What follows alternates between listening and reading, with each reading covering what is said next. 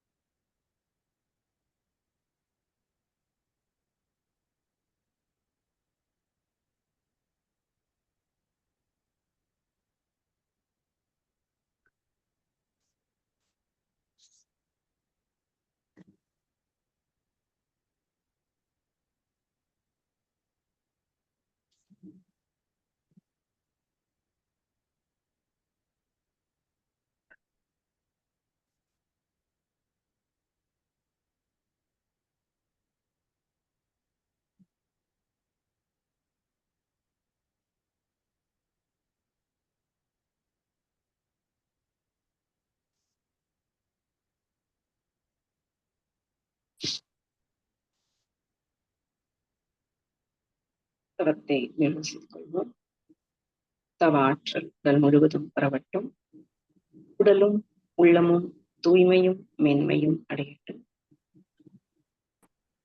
சங்கல்பம். அருட்பேராற்றல் கருணைனா உடல் நலம், நீலாயுள், நிறை செல்வம், உயர்ப்புகள், மெய்ஞானம் ஓங்கி வாழ்வோம். அருட்பேராற்றல் கருணைனா உடல் நலம், நீலாயுள், நிறை செல்வம், உயர்ப்புகள், மெய்ஞானம் ஓங்கி வாழ்வோம். அருட்பேராற்றல் கருணையினால் உடல் நலம், நீலாயுள், நிறை செல்வம், உயர்ப்புகள், மெய்ஞானம் ஓங்கி வாழ்வோம். நம் அதில் அமைதி நிலவட்டும். நம்மை சுற்றிலும்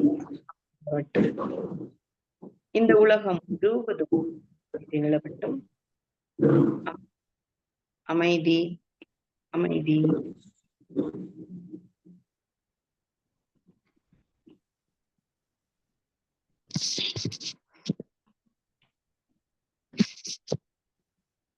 வாழ்க வையகம், வாழ்க வையகம், வாழ்க வளமுடன். இன்று ஜூம் அமர்வில் எங்களுடன் இணைந்து அனைத்து WCSC research and development and WCSC digital solutions ஆராய்ச்சி மற்றும் மேம்பாட்டு இயக்குநர்கள், மிகுந்த மதிப்பிற்குரிய மூத்த பேராசிரியர்கள், அறிஞர்கள் மற்றும் அனைத்து மரியாதைக்குரிய பங்கேற்பாளர்களையும் மனமார்ந்த நன்றிகளையும் வாழ்த்துக்களையும் தெரிவித்துக் கொள்கிறோம். இந்த அர்த்தமுள்ள அமர்வுக்கு நீங்கள் ஒவ்வொருவரும் எங்களுடன் இருப்பது உண்மையிலேயே மகிழ்ச்சி அளிக்கிறது. இன்றைய இந்த அரிய சந்திப்பில் உங்களுடன் சேர்ந்து இருப்பது எங்களுக்கு பெருமையும் மன நிறைவும் அளிக்கிறது. அன்பும் ஆனந்தமும் நிறைந்த உங்கள் அனைவருக்கும் எங்களது மனமார்ந்த வணக்கங்கள். வாழ்க வையகம். இன்று நம்மை ஆழமாக யோசிக்க வைக்கும், ஆன்மீக உணர்வை தூண்டக்கூடிய ஒரு முக்கியமான தலைப்பை நம்முடன் பகிர்வதற்கு நமது ஆசிரியர் எடுத்துக்கொண்ட தலைப்பு ஆன்மீக சிகிச்சை, ஸ்பிரிச்சுவல் ஹீலிங். மனித வாழ்க்கையில் நமது உடல் நலம், மன அமைதி, ஆன்மீக முன்னேற்றம் இவை அனைத்தும் ஒன்றோடொன்று இணைந்தவை என்று மகரிஷி அவர்கள் நமக்கு வலியுறுத்தியிருக்கார். சாதாரண மருத்துவம் உடல் நோய்களை குணப்படுத்தலாம், ஆனால் ஆன்மீக சிகிச்சை மனதையும் ஆன்மாவையும் சுத்திகரித்து உடல் நலத்தையும் பாதுகாக்கிறது. வேதாத்ரி மகரிஷி அவர்கள் கூறிய சில முக்கிய கருத்துக்களை நாம் நமது நினைவில் கொள்வோம். மனம், உயிர், உடல் மூன்றும் சமநிலையுடன் இயங்க வேண்டும். தியானம் மூலம் மன அழுத்தம் குறையும், மன உறுதி மேம்படும். ஆசானின் யோகா வழிமுறைகள் உடல் நோய்களை மட்டுமல்ல மன துன்பங்களையும் குணப்படுத்தும். அன்பும் கருணையும் ஆன்மீகத்தின் அடிப்படை. மனம் தெளிந்தால் உடலும் தெளியும், ஆன்மா விழித்தால் வாழ்க்கையும் சிறக்கும். அன்பு, சமநிலை, தியானம், சுய பரிசோதனை இவை நமது ஆன்மீக சிகிச்சையின் முக்கிய மருந்துகள். இந்த உலகத்தில் ஒவ்வொருத்தருக்கும் ஒவ்வொரு சந்தோஷமா வாழணும் அப்படின்னு நான் நினைப்போம். ஆனால் எல்லோரும் அன்னைக்கு அப்படித்தான் இருக்கோமா? காலையில இருந்து எழுந்தது முதல் இரவு அன்றாடம் பல சிக்கல்களை சந்திக்க வேண்டியிருக்கு. நாம சிக்கல் இல்லாம வாழணும் அப்படின்னா, சிக்கலுக்கான காரணத்தை உணர்ந்து, அதை எப்படி தவிர்ப்பது என்பது பற்றி ஆராய்ந்து, அதன் வழி முற்பட வேண்டும். அப்படி நம்ம செய்யும்போது நம்ம முதல்ல உணரக்கூடிய விஷயம் செயல் விளைவு. இன்னைக்கு செயல் விளைவை பற்றி உணராதகள் மக்கள் சிக்கலை உருவாக்கி இருக்காங்க. கொஞ்சம் யோசிச்சு பார்க்கலாம். நம்ம உடற்பயிற்சி செய்ய மாட்டோம். உடலை கவனிச்சுக்க மாட்டோம். எது வேணாலும், எப்ப வேணாலும் சாப்பிடுவோம். ஆனால் நம்ம இறைநிலை கிட்ட போய் உடல் ஆரோக்கியம் வேணும் அப்படின்னு நம்ம நினைச்சோம்னா, அதாவது நமது உடலுக்கு எந்த தீங்கும் செய்யாமல் நமது இறைநிலை அந்த செயல் நம்மை பாதிக்காமல் தடுத்து நிறுத்தி நமக்கு நன்மை மட்டும் செய்யணும் அப்படின்னு நினைப்பது சரியா? சாத்தியமா? இதைதான் நமது மகரிஷி சொல்றாங்க. செயலிலே விளைவாக தெய்வ ஒழுங்கமைப்பு இருக்க, பயனென்ன தவறிழைத்த பின் பரமனை வேண்டுவதால். அந்த மாதிரி ஆன்மீக சிகிச்சை மனம், உயிர், ஆன்மா அனைத்தையும் ஒற்றுமையாக்கும் செயல். ஏன் இது இன்றைய காலத்தில் அவசியம்னா, நமது வேகமான வாழ்க்கை சூழலில் மனுஷன் ரொம்ப வேகமா ஓடிட்டு இருக்கோம் எல்லா விஷயத்திலையும். ஆனால் எங்கு ஓடுகிறோம் என்று தெரியாமல் வேலை, தொழில், போட்டி இவை அனைத்தையும் மன அழுத்தத்தை அதிகரிக்கிறன. இதனால் நோய் அதிகரித்து உடல் நோய்க்கு மருந்து இருக்கு. ஆனால் மன அழுத்தம், பயம், கவலை, கோபம் போன்றவருக்கு மருந்து இருக்கு அப்படின்னா அவ்வளவு அதிகமா அளவுக்கு உபயோகமா இருக்கான்னு தெரியாது. மேலும் மனிதரிடம் உள்ள மதிப்புகள் அன்பு, கருணை, சகிப்புத்தன்மை இவை நாம் மேம்படுத்துவதற்கு சமூகத்தில் ஒற்றுமை குலைந்து வருகிறது. உலகில் பல முன்னேற்றங்கள் இருந்தாலும் தொழில்நுட்பம், அறிவியல், பொருள், செல்வம், ஆனால் மனிதரிடம் உள்ளுக்குள் சிதையாமல் அவை எல்லாம் வீணாக தான் போகும். அதனால ஆன்மீக சிகிச்சை மட்டுமே உள்ளார்ந்த சீரமைப்பை தருகிறது. இத பற்றி அம்மா அவர்கள் இன்றைய அமர்வில் இந்த அற்புதமான சிந்தனையை பற்றி மேலும் விரிவாக நமக்கு தெரிந்து கொள்ள நமது பேராசிரியர் மாலதி மோகனமாலா அவர்களை மனமாற வரவேற்பதில் பெருமகிழ்ச்சி அடைகிறோம். அம்மா அவர்கள் எம்காம், எம்ஏ, YHE பட்டம் பெற்றவர். தற்போது PhD ஆராய்ச்சியாளராக தொண்டாற்றிக் கொண்டுள்ளார். 1999ஆம் ஆண்டு குமாரபாளையத்தில் தீட்சை பெற்றவர். 2002ஆம் ஆண்டு பிரம்மஞானம் மற்றும் ஆசிரியர் பயிற்சி நிறைவு செய்தார்கள்.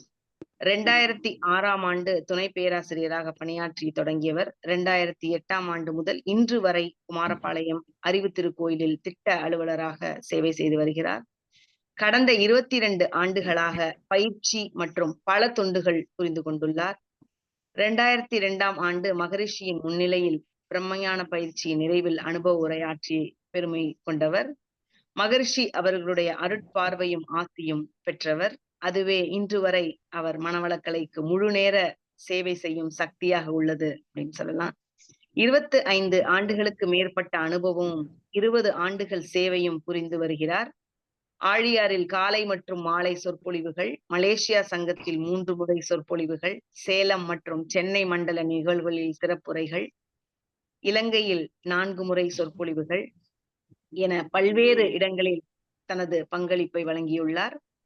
இவ்வளவு சிறப்பான சேவையும் அனுபவத்தையும் பெற்றுள்ள நமது பேராசிரியர் மாலதி அம்மா வரவேற்போம். அம்மா வாழ்க வளமுடன். வாழ்க வளமுடன் அம்மா. வாழ்க வளமுடன். வாழ்க வையகம், வாழ்க வையகம், வாழ்க வளமுடன். குரு வாழ்க, குருவே துணை. ஆசான் அருட்தந்தை வேதாத்ரி மகரிஷி அவர்களின் வணங்கி வாழ்த்தி இன்றைய சிந்தனையை துவங்குவோம். தெளிவு குருவின் திருமேனி காணல், தெளிவு குருவின் திருநாமம் செப்பல், தெளிவு குருவின் திருவார்த்தை கேட்டல், தெளிவு குருகுரு சிந்தித்தல் தானே. என்னுள் இருந்து என்னை இயக்கியும் ஊக்கியும் தன்னருளை விளைவிக்கும் இன்னருளை இன்னும் பாய்ச்சி பவம் போக்கி பக்குவத்தை ஊட்டுவிக்கும் ஒச்சமில்லான் தாள் என் தலை என்று அருட்தந்தை அவர்களையும் ஞானிகளையும் சித்தர் பெருமக்களையும் வாழ்த்தி வணங்கி அவர்கள் அடிபணிந்து அவர்கள் சுக்கோமாக எழுந்தருளியிருந்து இன்றைய இந்த சிந்தனையை சிறப்பாக வழிநடத்துவார்களாக என்று வேண்டுகிறோம். வாழ்க வளமுடன். இந்த சிறப்பான WCSC R&D டிஜிட்டல் சொல்யூஷன் அமைப்பில் நிர்வாகத்தினர் அனைவருக்கும் நமது முதுநிலை பேராசிரியர் மாணிக்கவாசகம் ஐயா அவர்களுக்கும், முதுநிலை பேராசிரியர் டாக்டர் ஜானகிராமன் ஐயா அவர்களுக்கும், திரு குற்றாலம் ஐயா அவர்களுக்கும் மனமார்ந்த நன்றிகளையும் வாழ்த்துக்களையும் கூறி, இன்று இந்த நிகழ்வில் கலந்து கொண்டிருக்கும் இருபால் சான்றோர் பெருமக்களையும் வணங்கி இந்த ஆன்மீக சிகிச்சை என்ற சிந்தனையை துவங்குகிறோம். வாழ்க வளமுடன். செவ்விய அறிவின் சிறப்பே மனிதன், திவ்விய உருவின் திறமே மனிதன். ஒருவர் அறிவில் உணர்ந்த எதையும் உலகோர் அனைவரும் ஒத்த அனுபவிக்க பரவச் செய்து பயன் விளைவிக்கும் அற்புத அறிவின் சிற்பமே மனிதன் என்று ஆசான் அவர்கள் கூறுகிறார். அதாவது மனிதன் என்னுடைய சிறப்பு என்னவென்றால், ஒருவர் அறிவில் உணர்ந்த எதையும் அது மற்றவர்களும் அந்த அனுபவத்தை பெற வேண்டும், அந்த உயர்வை பெற வேண்டும் என்பதற்காக அதை பரவச் செய்யக்கூடிய, அதாவது ஆன்மீக விஷயங்களை, கருத்துக்களை, சிகிச்சைகளை பரவச் செய்து பயன் விளைவிக்கும் அற்புத அறிவின் சிற்பமே மனிதன் என்று ஆசான் அவர்கள் கூறுகிறார். அந்த வகையிலே இந்த ஆன்மீக சிகிச்சை என்பது மகர்ஷி தான் அடைந்த அந்த உன்னத நிலை, முழுமை நிலை ஒவ்வொரு மனிதனும் அடைய வேண்டும் என்பதற்கான நமக்கு கொடுத்த மனவளக்கலை பயிற்சி மிக உயர்ந்த ஆன்மீக சிகிச்சை முறைதான்.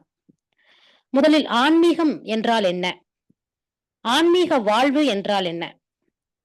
நமது ஆசான் அவர்கள் கருத்துப்படி, ஆன்மாவின் நிலை அறிந்து அதன் இயல்பை அறிந்து இனிமையான முறையிலே எண்ணம், சொல், செயல் இவற்றை பயன்படுத்தி வாழ்வதே ஆன்மீக வாழ்வாகும். அத்தகைய ஆன்மீக ஞானம் உலகெங்கும் மக்களிடையே பரவுதல் வேண்டும். ஞானம் என்பது சிறப்பாக வாழ்வதற்குத்தான். இதற்காக நமது அருட்தந்தை அவர்கள் பழக்கத்தின் வழியிலிருந்து விலகி விளக்கத்தின்படி பழக்கத்தை மாற்றவும், அறிவு முதிர்ந்து தெளிவு பெறவும் முறையான பயிற்சிகள் பலவற்றை அருளியுள்ளார்கள். நமது ஆசானை அடுத்து மகாத்மா காந்தி அவர்கள் இந்த ஆன்மீக வாழ்வை பற்றி கூறும்போது, ஆன்மீகம் என்பது வாழ்க்கையின் ஒவ்வொரு செயலிலும் உண்மை, அகிம்சை, அன்பு போன்ற கொள்கைகளை கடைபிடிப்பதுதான். அவரது பார்வையில் சமூக சேவை, சக மனிதர்களின் நலனுக்காக உழைப்பது ஆகியவை ஆன்மீகத்தின் மிக உயர்ந்த வடிவங்கள் என்று மகாத்மா காந்தி கூறுகிறார். அதே போலதான் ஜிட்டு கிருஷ்ணமூர்த்தி அவர்களும் அவரது கருத்துப்படி ஆன்மீகம் என்பது தன்னை பற்றிய ஆழமான புரிதல், நிபந்தனையற்ற விழிப்புணர்வை பெறுவது என்று கூறுகிறார். மனதின் இயக்கங்களை ஆராய்ந்து பயம், கோபம், வெறுப்பு போன்ற எதிர்மறை உணர்விலிருந்து விடுபடுவதுதான் உண்மையான ஆன்மீக பயணம் என்று உரைக்கிறார். நமது அப்துல் கலாம் அவர்கள் ஆன்மீகத்தையும் அறிவியலையும் இணைத்து பார்த்தார். தனி மனிதனுடைய உள்ளார்ந்த ஆற்றலை உணர்ந்து அமைதியான உலகை உருவாக்க உதவுவதுதான் ஆன்மீகம். அத்தகைய அறிவியலும் ஆன்மீகமும் ஒருங்கிணைத்து செயல்படும் போது மனித குலம் வளர்ச்சி அடையும் என்று கூறினார். அவர் கூறியபடிதான் நம்முடைய ஆசான் அவர்கள் நமக்கு அனைத்து விளக்கங்களையும் பயிற்சிகளையும் அளித்துள்ளார். நம்முடைய ரமண மகர்ஷி அவர்களும் நான் யார் என்ற அந்த கேள்வியின் மூலம் ஒரு மனிதனுடைய உண்மையான இயல்பை உணர்ந்து அகங்காரத்திலிருந்து விடுபடுவதே உண்மையான நோக்கம், ஆன்மீகத்தின் நோக்கம் என்று போதிக்கிறார். ஆன்மாவை உணர்வதுதான் பரம்பொருளை உணர்வதும் இரண்டும் ஒன்றுதான் என்று ரமண மகர்ஷி கூறுகிறார். இப்படியாக ஆன்மீகம் என்பது மன அமைதி, சுய ஒழுக்கம், சமூக பொறுப்பு, இந்த பிரபஞ்சத்தின் ஒரு அங்கமாக நாம் இருக்கிறோம் என்பதை உணர்ந்து செயல்படுவது. இப்படியாக பல விளக்கங்களை கூறலாம். அதாவது வெளி உலக பயணம் என்பது லௌகீகம், உள் உலக பயணம் என்பது ஆன்மீகம். இப்போ இந்த மனிதனுடைய அவலநிலை எப்படியாக இருக்கிறது என்பதற்கு ஒரு காட்சி. அன்பர்கள் அனைவரும் அந்த காட்சியை சற்று லேசாக அப்படியே கற்பனை செய்து பாருங்க. ஒரு பெரிய மரம், அந்த மரத்திலே ஒரு மனிதன் ஒரு கிளையை பிடித்து தொங்கிக் கொண்டிருக்கிறான். அந்த கிளையிலிருந்து தொங்கிக் கொண்டிருக்கும் போது கீழே பார்த்தோம் அப்படின்னா அங்க ஒரு பெரிய குளம். அந்த குளத்திலே முதலைகளும் பாம்புகளும் ஊர்ந்து கொண்டிருக்கின்றன. மரத்திலிருந்து தொங்கிக் கொண்டிருக்கக்கூடிய மனிதன் கீழே விழுந்தால் முதலைகள் கவ்வலாம் என்று எதிர்பார்த்து கொண்டிருக்கின்றன. அந்த பிடித்துக் கொண்டிருக்கக்கூடிய மரத்தினுடைய கிளையை இரு பறவைகள், அதாவது வெள்ளை நிற பறவை ஒன்று, கருப்பு நிற பறவை ஒன்று கொத்தி கொண்டிருக்கின்றன. அப்ப பாதி மரம் வெட்டியாச்சு, மீதி பாதி மரத்துலதான் அந்த கிளை தொங்கிக் கொண்டிருக்கிறது. ஒரு பெரிய யானை ஒன்று அந்த மரத்தை தன் தும்பிக்கையால் வளைத்து மரத்தை வேரோடு சாய்க்க முனைந்து கொண்டிருக்கிறது. இப்படியாக ஒரு காட்சி. அப்போ இந்த மனிதன் என்ன பண்றான்? இந்த பக்கம் யானை இழுத்து பிடிச்சிட்டு இருக்கு. அந்த பக்கம் கீழ முதலைகளும், பாம்புகளும் இருக்கிறது. எப்போது முறிந்து விழுந்து விடுமோ என்ற நிலையில் கிளை உள்ளது. அந்த நிலையில் அந்த மனிதன் தொங்கிக் கொண்டிருக்கும் கிளைக்கு மேலே ஒரு கிளையிலே ஒரு தேன் கூடு கட்டியிருக்கிறது. அந்த தேன் கூட்டிலிருந்து ஒவ்வொரு சொட்டாக தேன் வந்து கொண்டிருக்கிறது. அந்த தேனின் சுவையை மயங்கி அதை அவ்வப்போது ருசித்துக் கொண்டு, தான் இந்த நிலையில் இருக்கிறோமோ, எப்படி இதை விடுபடுவது என்ற ஒரு உணர்வில்லாமல், அந்த தேனின் மயக்கத்திலே அந்த மனிதன் அப்படியே தொங்கிக் கொண்டிருக்கிறான். இதுதான் காட்சி. இப்படித்தான் நம்முடைய இன்றைய மனிதர்களுடைய வாழ்வு என்பது சுற்றிலும் கர்ம வினைகள். யானை என்ற கர்ம வினைகளால் இந்த வாழ்வு முறிப்பதற்காக காத்துக் கொண்டிருக்கிறது. சமுதாயம் என்ற நிலையிலே முதலைகளும், பாம்புகளும் மனிதனை கவ்வுவதற்காக எதிர்பார்த்துக் கொண்டிருக்கின்றன. அந்த மரக்கிளையிலே அவனுடைய பாதி வாழ்வு முடிந்து விட்டது. இரவு, பகல் என்ற 2 பறவைகள் மரத்தை கொத்திக் கொண்டிருக்கின்றன. பாதி வாழ்வு முடிந்து விட்டது. இன்னும் மீதி கொஞ்சம் வாழ்வு தான் இருக்கு. அந்த வாழ்வையும் எப்படி வாழ்வது, எப்படி தப்பிப்போம் என்று தெரியாமல், ஐம்புலன் இன்பங்களாகிய தேன், அதை சுவைத்துக் கொண்டு ஒரு மயக்க நிலையிலே தான் மனிதன் வாழ்ந்து கொண்டிருக்கிறான். இப்படிப்பட்ட ஒரு நிலையில் இருக்கக்கூடிய மனிதனை எப்படி காப்பது? அவனுக்கு எப்படி சிகிச்சை வழங்குவது? அம்மா அவர்கள் சொன்னார்கள், ஆன்மீக சிகிச்சை என்று ஒரு அழகான விளக்கம் சொன்னார்கள். ஆன்மீக சிகிச்சை என்பது மனிதன் உடல், மனம், உணர்வு, ஆன்மாவை அனைத்தையும் சமநிலையிலே ஏற்படுத்தும் நோக்கத்துடன் செயல்படும் சிகிச்சை முறைதான். அதில் முதலாவது உடலையும் மனதையும் மேம்படுத்த வேண்டும். 2வது உடலில் உள்ள ஆற்றல் பலமாகிய உயிரை மேம்படுத்த வேண்டும். 3வது சுய உணர்வின் மேம்பாடு. அதாவது தன்னை ஆழமாக புரிந்து கொள்வதன் மூலம் உடலையும் மனதையும் மேம்பாடடைய செய்வது. இப்படிப்பட்ட சிகிச்சையை பொதுவாக எப்படி செய்கிறார்கள்? மக்கள் எப்படி வெளியில் இதுவரைக்கும் வாழ்ந்த காலத்திலே மக்கள் எப்படி அந்த சிகிச்சையை செய்து கொண்டிருந்தார்கள் என்று சிந்தித்தோமானால், தியானம், பிரார்த்தனை, மந்திர ஜபம் ஆகியவற்றின் மூலமாக நேர்மறை அலைகளை உருவாக்கினார்கள். அது ஒரு சிகிச்சை. தியானம் செய்வதன் மூலமும், பிரார்த்தனை செய்வதன் மூலமும், மந்திர ஜபத்தை திரும்ப திரும்ப உச்சரிப்பதன் மூலம் நேர்மறை அலைகளை உருவாக்கி அவ்வப்போது தப்பித்துக் கொண்டிருந்தார்கள். அதே போல ஆற்றல் சிகிச்சை, நோய் வந்தபோது இந்த ரேக்கி, பிராணிக் ஹீலிங் இப்படியெல்லாம் கொடுத்து ஆற்றல் சிகிச்சை செய்து கொண்டிருந்தார்கள். அப்புறம் யோகா மற்றும் சுவாச பயிற்சி உடலில், ஆன்மாவில் சமநிலையை ஏற்படுத்துகிறது. ஆன்மீக ஆலோசனை, அதாவது ஸ்பிரிச்சுவல் கவுன்சிலிங் கொடுத்துட்டு இருந்தாங்க. இயற்கை தொடர்பு, அதாவது இயற்கையோடு எப்படி ஒன்றி இணைந்து உள்ளார்ந்த அமைதியை பெற்று வாழ்வது என்பதற்கு நேச்சுரோதெரபி என்று சொல்லக்கூடிய ஒரு விஷயமும் இருந்தது. இதையெல்லாம் சிந்தித்து பார்க்கும்போது, அப்ப இத்தனை விஷயங்கள் எப்படி ஒரு மனிதன் இருக்கிறான் என்று சொன்னால், ஒரு குழந்தை தன்னோட நிழல் கீழ விழுது. அதுல உண்மை தன்மை தெரியாது. என் நிழல நான் பிடிக்க போறேன்னு சொல்லிட்டு அந்த குழந்தை வந்து அதை பிடிப்பதற்கு முயன்று கொண்டிருக்கிறது. எப்படி தான் நிழலாக இருக்கிறோம் என்று அறியாமல் அந்த நிழலை பிடிப்பதற்கு ஒரு குழந்தை முயற்சிக்குமோ, அதை போலத்தான் வளர்ந்த மனிதர்கள் தன்னுடைய மகிழ்ச்சி பிற பொருட்களிடமும் பிற மனிதரிடமும் இருக்கிறது என்று அவர்களை தேடி பிடிக்க முயல்கிறான். அப்ப அதை போலத்தான் ஆன்மீக சிகிச்சை என்பதும், எங்கெங்க சிகிச்சை இருக்கு? அலோபதி இருக்கா? ஆயுர்வேதம் இருக்கா? வேற என்ன சிகிச்சை? யுனானி இருக்கா? இப்படியாக சித்த மருத்துவம் இருக்கா? என்று பல சிகிச்சைகளுக்கு மனிதன் தேடி அலைகிறான். ஆனால் உண்மையில் மருந்து என்பது மருவி உந்தும் ஆற்றல். உயிராற்றலே மருவி உந்தி மருந்தாக செயல்படுகிறது என்பதை நாம் அறிவோம். அந்த உயிராற்றலே நம் கைவசம் மருந்தாக இருக்கும்போது வேறு என்ன கவலை? அப்படி உயிராற்றலே மருந்தாக வேலை செய்யக்கூடிய விஷயத்தை, அந்த கலையை நமக்கு எப்படி வளர்த்துக் கொள்வது? அதுதான் நமது உயிராற்றலே எப்படி நமதுக்கு சிகிச்சை செய்து கொள்வது என்பதுதான் நமது மனவளக்கலை எனும் பயிற்சி. அதனுடைய உன்னதம் என்பதும் அதுதான். இப்படியாக ஒரு டாக்டர்ட்ட போனோம் அப்படின்னு சொன்னா, ஆ ஒரு சில நல்ல மருத்துவர்கள் இருக்கிறார்கள். அவர்கள் என்ன கூறுகிறார்கள்? எந்த நோய்க்கு போய் என்ன தீர்வு கேட்டாலும், சளி பிடிச்சிருக்கா 1 வாரம் தானா சரியாயிடும். தலை ரொம்ப வலிக்குதுங்க, தானா சரியாயிடும். இது ஏதோ ஒரு விஷயத்த நம்ம திரும்பி சொல்லும்போது, நல்ல மருத்துவர்கள் தானாக சரியாகிவிடும் என்றுதான் சொல்கிறார்கள். இதை நான் அனுபவத்தில் கேட்டிருக்கேன். அப்ப எந்த மருத்துவ மாத்திரையும் வேண்டாம், எந்த ஒரு இதுவும் வேண்டாம், எதுவுமே வேண்டாம். நீங்கள் தானாக விட்டுவிடுங்கள். உடலே ஒரு மருத்துவர் என்று அலோபதி மருத்துவருக்கு கூட முதல் ஓராண்டு காலங்களிலே என்ன பாடம் நடத்தப்படுகிறது என்றால், நமது உடலே ஒரு மருத்துவர். அப்ப அந்த உடலே, அந்த உள்ளுக்குள்ள உயிர் சக்தியே இந்த உடலுக்கு தேவையானவற்றை அவ்வப்போது சரி செய்து கொடுத்துவிடும் என்பதான் உண்மை. அந்த உண்மையை அறியாமல், அதற்கு உடலுக்கு ஒத்துழைக்காமல் பல பழக்கவழக்கங்களில் சிக்கி மனிதன் துன்பப்பட்டுக் கொண்டிருக்கிறான் என்பதுதான் உண்மை. அப்ப அதுல முதல்ல ஆன்மீக சிகிச்சையில அற்புதம் நிகழ்த்தக்கூடிய நம்முடைய பயிற்சி என்பதை வரிசையாக பார்ப்போம். ஆன்மீக சிகிச்சையில அற்புதங்களை நிகழ்த்துவது நமது எளிய முறை குண்டலினி யோகம் என்பதை யாரும் மறுக்க முடியாது. அதாவது முதல்ல நாம தீட்சை வாங்குறோம். மகர்ஷிட்ட போய் முதல் மனவளக்கலை மன்றத்தில உட்கார்ந்து தீட்சை பெறுகிறோம் என்று வைத்துக் கொள்ளுங்கள். அப்ப அதுவரைக்கும் என்ன சிகிச்சை நடக்குது? நமது தாய் தந்தையோட உயிர் தான் நம்ம உடலுக்குள்ள ஓடிக்கொண்டிருக்கிறது. அப்போ நமது தாய் தந்தையுடைய பதிவுகளை ஏற்று அதற்கேற்ப சஞ்சித கர்மத்தின் வழியாக, பிராரப்த கர்மத்தின் வழியாக நாம் இந்த ஆகாமிய கர்மம் என்ற இந்த வாழ்க்கையை வாழ்ந்து கொண்டிருக்கிறோம். அ தாயின், தந்தையினுடைய பதிவுகளை கழிப்பதற்காக பிறந்திருக்கிறோம். இப்போ தீட்சை என்ற முறையிலே குருவோடு உயிர்க்கலப்பு பெறும்போது, நாம் பல பிறவிகளாக பிறந்து உழன்று வந்த அந்த அ ஆன்மாவுக்கான சிகிச்சை அங்கே நடைபெறுகிறது. அதுதான் உண்மை. அதாவது சிவபுராணத்துல சொல்லுவாங்க, "பிறந்திழைத்தேன் பல பிறவிகளாக பிறந்திழைத்தேன் எம்பெருமான், மெய்யே உன் பொன்னடிகள் கண்டின்று வீடுற்றேன்" என்று சிவபுராணத்தில் வரிகள் வருகிறது.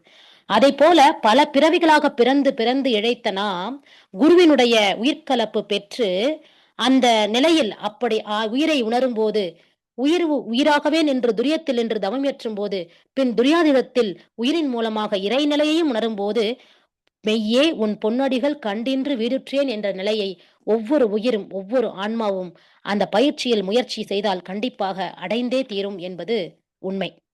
ஓடி ஓடி ஓடி ஓடி உட்கலந்த ஜோதியை நாடி நாடி நாடி நாடி நாட்களும் கடந்து போய் வாடி வாடி வாடி நின்ற மாட்களும் கோடி கோடி.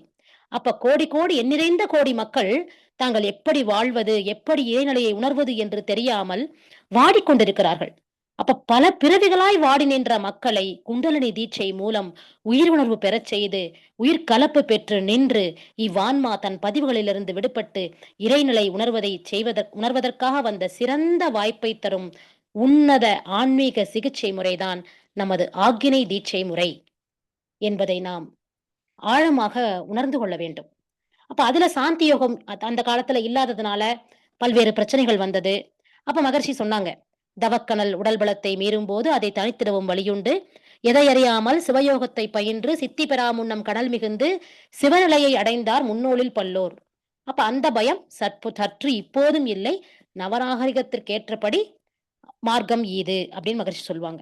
அந்த வகையில சாந்தி தவம், இந்த குண்டலினி சக்தியை மேலே ஏற்றிய பிறகு ஏற்பட்ட தவக்கனலையும், தொடர்ந்து தவம் செய்வதன் மூலமாக வரக்கூடிய சக்தியையும், ஆற்றலையும் உடல் ஆற்றலாகவும், மனமாற்றலாகவும் மாற்றிக்கொள்ளக்கூடிய அற்புதமான சாந்தி யோகத்தை மிகப்பெரிய உயர்ந்த, அதாவது ஆன்மீக தீட்சை என்று பெற்று அந்த சிகிச்சையை ஒரு மனிதன் செய்து கொண்டிருக்கும்போது, அதில் வரக்கூடிய சில விஷயங்கள், அந்த உஷ்ணம், அந்த வெப்பம், அதை எல்லாத்தையும் முழுமையாக ரிலாக்ஸ் செய்யக்கூடிய அளவுக்கு இந்த சாந்தி தவத்தை மகர்ஷி அற்புதமாக நமக்கு வழங்கியுள்ளார்கள். அப்ப ஆன்மீக சிகிச்சை, அதாவது இப்ப பார்த்தீங்கன்னா, மனநோய் நெறைய பேர் இருக்கிறவங்க நம்ம அறிவித்திருக்கோயிலுக்கு வரும்போதும், நமது மன்றங்களை நாடி வரும்போதும், அல்லது சில ஆத்மாக்கள் சேர்ந்து அந்த சோல் அட்டாச்மெண்ட் ஆகி சில மக்கள் வரும்போதும், அவளுக்கு நம்ம எப்படி ஆன்மீக சிகிச்சை அளிக்கிறோம்?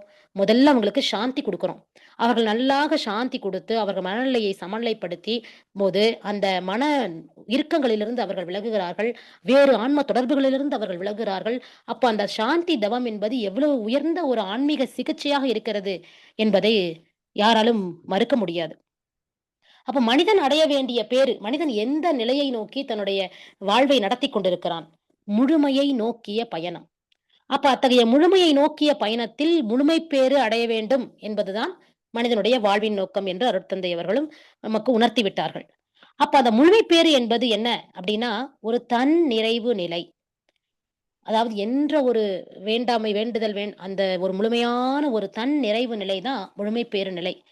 அது என்ன? தன்னிறைவு என்றால் என்ன? ஒரு மனிதன் முதல்ல எல்லாத்தையும் தேடி, தேடி, தேடி ஓடிக்கிட்டே இருக்கிறோம். பொருளை தேடி ஓடிக்கொண்டிருக்கிறோம். அருளை தேடியும் ஓடிக்கொண்டிருக்கிறோம். அப்ப அந்த பொருளும், அருளும் முழுமையாக பெற்ற ஒரு தன் நிறைவு நிலை என்றால் என்ன?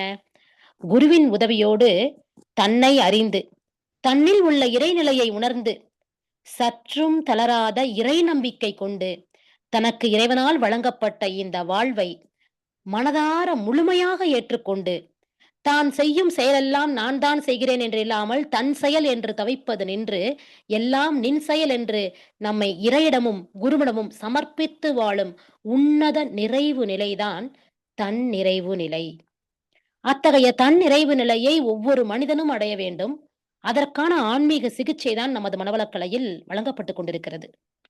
அப்ப எண்ணம், சொல், செயல் ஆக 3ஆலும் தனக்கும், பிறருக்கும், தற்காலத்திலும், பிற்காலத்திலும், உடலுக்கும், உயிருக்கும் நன்மையே செய்யக்கூடிய ஒரு தூய நிலை, அதுதான் அந்த தன்னிறைவு நிலை. அதற்கான ஆத்மீக சிகிச்சை தான் நமது மனவளக்கலை. பல பிறவிகளாக பிறந்து இழைத்து வந்த மனித பிறவியை இப்பிறவியிலிருந்து முழுமை பெற்று பிறவி பிணி அப்படிங்கிற நோயிலிருந்து விடுபடுவதற்கு, ஆன்ம விடுதலை பெறுவதற்கு ஒரு அற்புதமான சிகிச்சை தான் நமது அருட்தந்தை அருளிய அத்துணை பயிற்சிகளுமே. அப்போ நம்முடைய மனவளக்கலை என்பது உடல் மனதிற்கான சிகிச்சை என்றது ஆன்மாவிற்கான சிகிச்சை என்று நாம் அறுதியிட்டு கூறலாம். அப்போ தன்னில் தான் நிறைவு செய்வதற்கு என்ன செய்ய வேண்டும்? 3 விஷயங்கள் நாம் நினைவு கொள்ள வேண்டும். முதலில் தன் குறை போக்கிக் கொள்ளுதல். நம்முடைய குறைகள் என்ன என்று அறிந்து கொண்டு போக்கிக் கொள்ள வேண்டும். 2வது நாம் பெற வேண்டிய நிலை என்பது அதாவது கொஞ்சம் கூட சந்தேகமற்ற இறை நம்பிக்கை நம்மிடம் இருக்க வேண்டும்.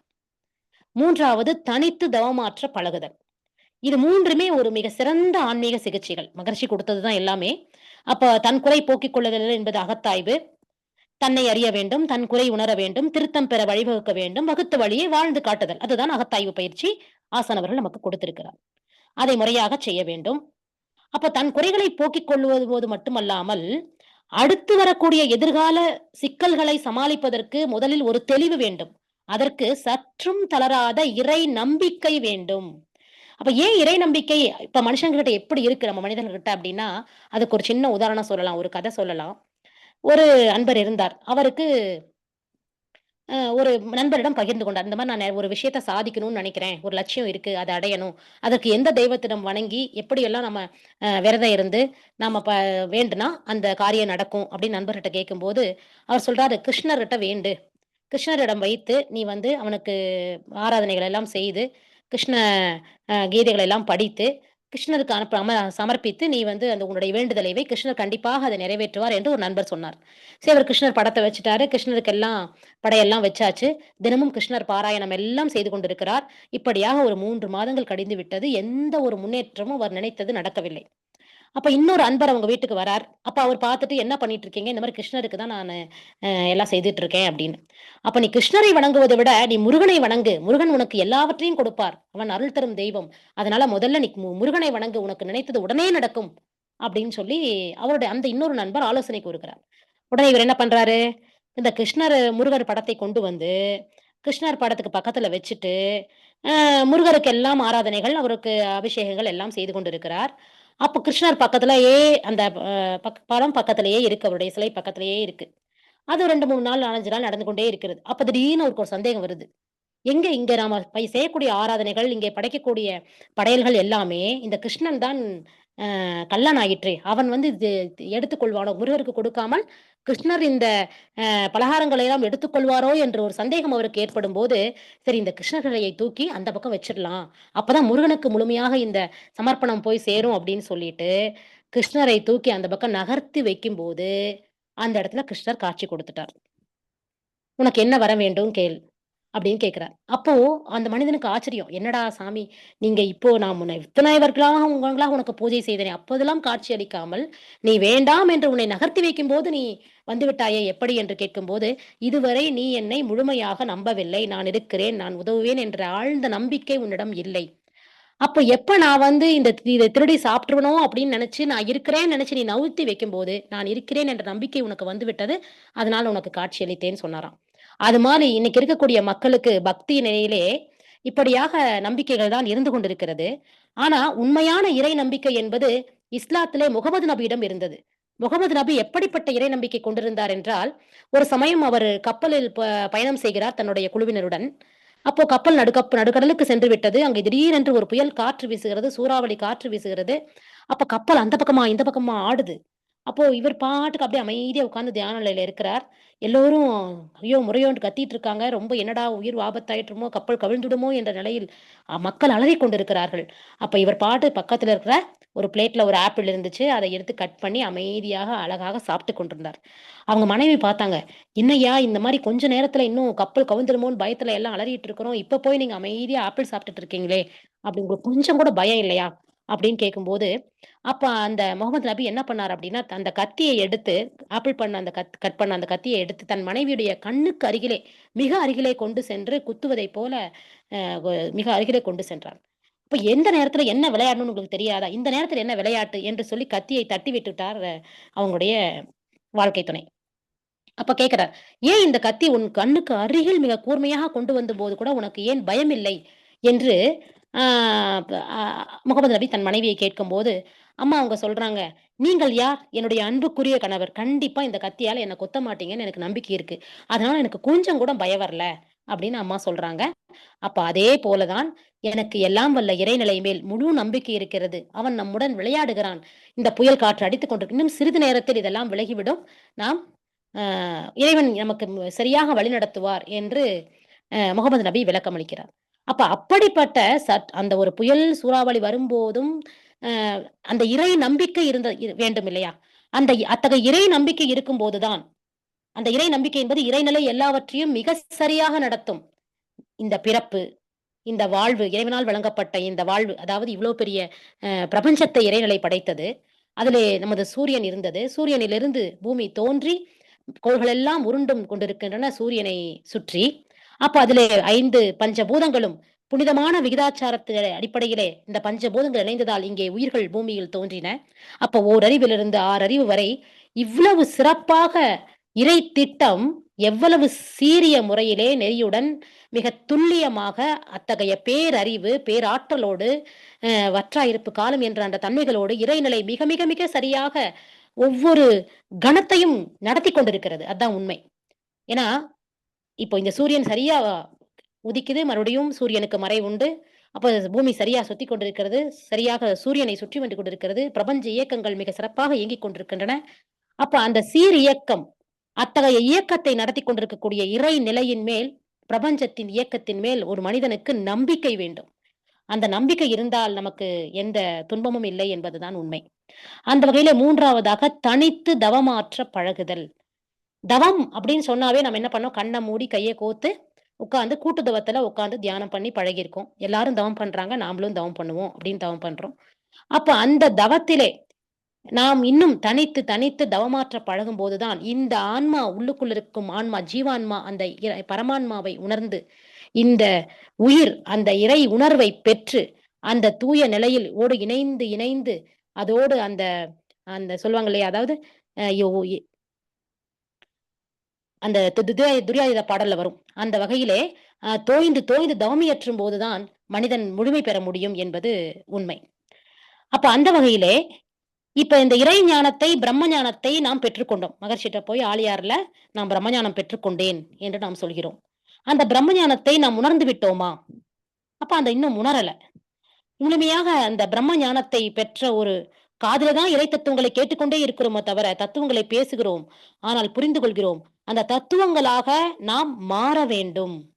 அதாவது வானாகி, மண்ணாகி, வளியாகி, ஒளியாகி, ஊனாகி, உயிராகி எல்லாமாவுமாக இறைவன் இருக்கிறான் என்று மாணிக்கவாசகர் பாடுவதைப் போல, நமது அருட்தந்தை அவர்கள் தன்னிருக்க சூழ்ந்தெழுத்தும் ஆற்றல் இருந்து இறைத்துகளாகி, விண்ணாகி, பஞ்சபூதங்களாகி, ஓரறிவு, ஆறறிவு மனிதனாக வந்திருக்கிறது என்ற கதையை கதையை நாம் கேட்டுக்கொண்டிருக்கிறோம். அதில் உள்ள உண்மையை உணர்ந்திருக்கிறோமா?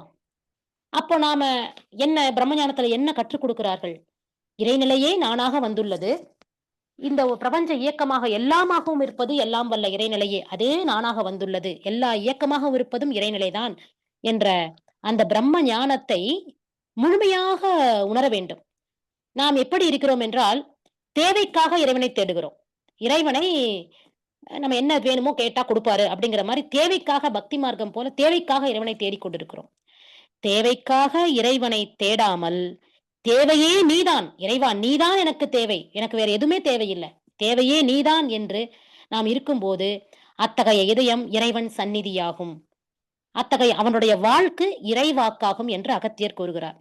அப்படி பண்ட பாத்திரங்கள், பஞ்சபூதங்கள், பார்க்கும் பொருள்கள் அனைத்திலும் இறைநிலையின் இருப்பை நாம் உணர வேண்டும். மகரிஷி எப்படி மலர்ல வந்து, "மலரே மலரே நீ யார்?" என்று கேட்கும்போது, அந்த மலரில் அந்த இறையின் தன்மையை வெளிப்படுத்தின பார்த்தாரோ, அதைப்போல நாம் காணும் பொருட்களிலெல்லாம் இறைநிலையை உணர வேண்டும்.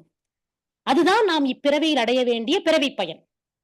அத்தகைய பிறவிப் பயனுக்காக ஆன்மீக சிகிச்சையை வழங்குவதுதான் நமது பிரம்ம ஞான பயிற்சி. அத்தகைய ஒரு பிரம்ம ஞான நிலையைத்தான் நம் முன்னோல் இருக்கக்கூடிய சித்தர்கள், பெருமக்கள், ஞானிகள் எல்லோரும் அந்த நிலையை உணர்ந்திருக்கிறார்கள். நமது மகாகவி பாரதி அத்தகைய அந்த இறைநிலை உணர்வு நிலையை ஒரு பாடலாக வழங்குவார். அப்படியே கண்களை மூடி அந்த நிலையை அப்படியே கவனித்து பாருங்க. நம்முடைய மகாகவி பாரதியினுடைய வரிகள். "வானில் பறக்கின்ற புல்லெல்லாம் நான், மண்ணில் திரியும் விலங்கெல்லாம் நான், கானில் வளரும் மரமெல்லாம் நான், காற்றும் புனலும் கடலுமே நான், விண்ணில் தெரிகின்ற மீனெல்லாம் நான், வெட்ட வெளியின் விரிவெல்லாம் நான், மண்ணில் கிடக்கும் புழுவெல்லாம் நான், வாரியினுள் உயிரெல்லாம் நான், அண்டங்கள் யாவும் ஆக்கினோன் நான், அவை பிழையாமோ சுழற்றுவோன் நான், ஆன பொருட்கள் அனைத்திலும் ஒன்றாய் அறிவாய் விளங்கும் முதற் சோதி நான்" என்று அந்த நான் யார் என்ற தத்துவத்தை நான் எப்படி உணர்ந்திருக்கிறேன் என்பதை மகாகவி தன்னுடைய வரிகளில் கூறுகிறார்.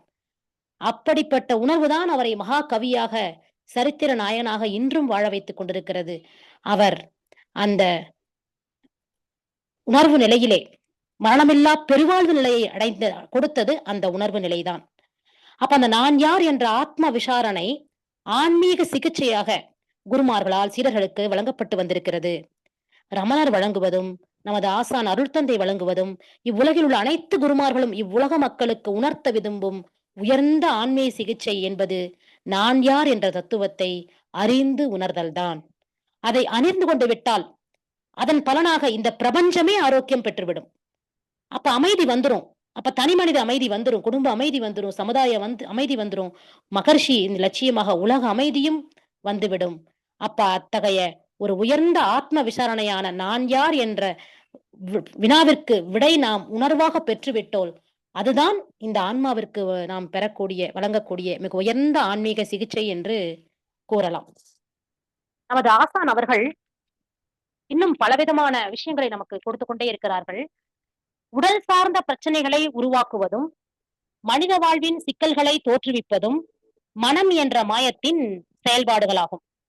மனதில் தூய்மையும் வாழ்வில் நேர்மையும் தான் நாம் வாழும் உலகின் வெற்றிக்கும் ஆனந்தத்திற்குமான அடிப்படைகள் என மகரிஷி அவர்கள் கூறுகிறார்கள்.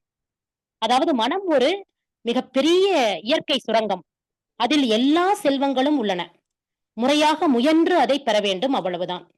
இப்ப எனது வாழ்க்கை மலர்களில் மகரிஷி கூறிய இந்த கருத்து என்பது, அதாவது மனதில் தூய்மையும் வாழ்வில் நேர்மையும் தான் நமது வெற்றிக்கும் ஆனந்தத்திற்கும் அடிப்படை என்று கூறுகிறார். அப்ப மனதில் தூய்மை உடையவருக்கு எப்போதும் மன நிறைவு இருந்து கொண்டே இருக்கும். வாழ்வில் நேர்மையை கடைபிடித்தவருக்கு எப்போதும் அச்சம் தவிர்த்த துணிவிருக்கும். எண்ணத்தில் தெளிவும் மனதில் தூய்மையும் செயலில் நேர்மையும் உண்டாக்குவதே ஆன்மீகத்தினுடைய பணி. அத்தகைய ஆன்மீக வாழ்வு வாழ்பவர்க்கு தான் சமாளிக்கக்கூடிய சிக்கல்கள் எதுவும், பெரிய சிக்கல்கள் எதுவும் வாழ்வில் தோன்றாது. இப்ப இன்னைக்கு நிறைய மனுஷங்க, எனக்கு இங்க முழங்கால் வலிக்குது, அங்க வலிக்குது, இங்க வலிக்குது, இப்படி உடல் நோய்களால் அவதிப்பட்டு கொண்டிருக்கிறோம். இப்படி ஏன் எனக்கு இந்த நோய் வந்தது என்று சிந்திக்கிறோம். கொஞ்சம் நாம ஒரு நியாயமாக ஒரு சிந்தனையை செய்வோமா? இந்த ஜீவகாருண்யத்தை விடுத்து உயிர்களை உணவாக கொள்பவர்கள் எனக்கு துன்பம் தோன்றக்கூடாது என்று நினைப்பது எப்படி நியாயமாகும்? நாம் உணவாக எதை இன்று உலகம் முழுவதும் இருக்கக்கூடிய அசைவ உணவு, உயிர்களை கொன்று உண்பது என்ற ஒரு நிலை இருக்கிறது. அப்ப அந்த அசைவ உணவை நிறைய நாட்கள் நல்லா மென்று தின்று அதனுடைய சுவையை அனுபவித்து இந்த மனிதன் சுவைக்கிறான். அப்போ அது ஒரு உயிருடைய சதையைத்தானே அவன் உண்கிறான். அப்ப அந்த சதைக்கு ஏற்படக்கூடிய வலி உணர்வு அவனோட உணவிலே சென்று அவன் வயிற்றிலே ஜீரணமாகிறது.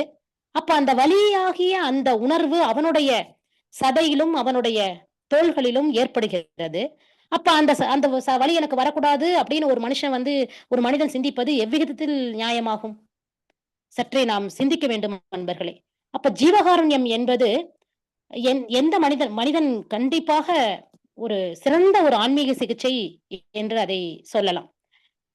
அப்போ மக்கள் அந்த உலக உயிர்கள் இறைநிலை உயிராக உறைந்திருக்கிறது எல்லா உயிர்களிலும் என்ற உண்மையை தெளிவாக உணர்ந்தவர்கள் உணவுக்காக உயிர்கொலை கண்டிப்பாக செய்ய மாட்டார்கள்.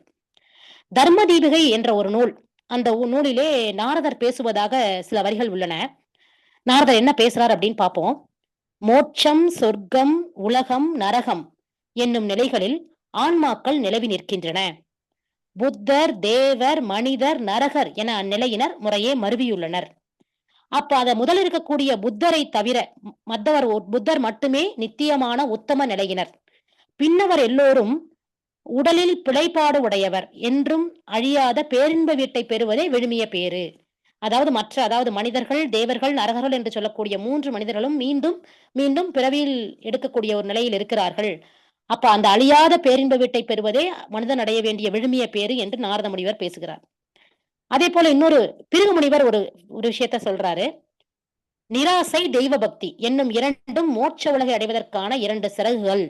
ஜீவ பறவைக்கு 2 சிறகுகள் வேண்டும். ஒன்று நிராசை, ஆசையே இல்லாத நிலை. இன்னொன்று தெய்வ பக்தி. இந்த 2ம் தான் மோட்ச உலகை அடைவதற்கான சிறகுகளாக மனித பறவைக்கு இருக்கின்றன என்று பிருகு முனிவர் உரைக்கிறார். இப்படியாக இவர்கள் கருத்துக்களை கூறும்போது வருணன் எழுந்து ஒரு கருத்தை சொல்வதாக தீபிகை என்ற நூல் கூறுகிறது. அதில் அவர் என்ன சொல்கிறார் என்றால், மோட்ச மார்க்கங்களை இந்த 2லும் வேறு வழியாக நேரே பேரின்ப வீட்டை அடையலாம்.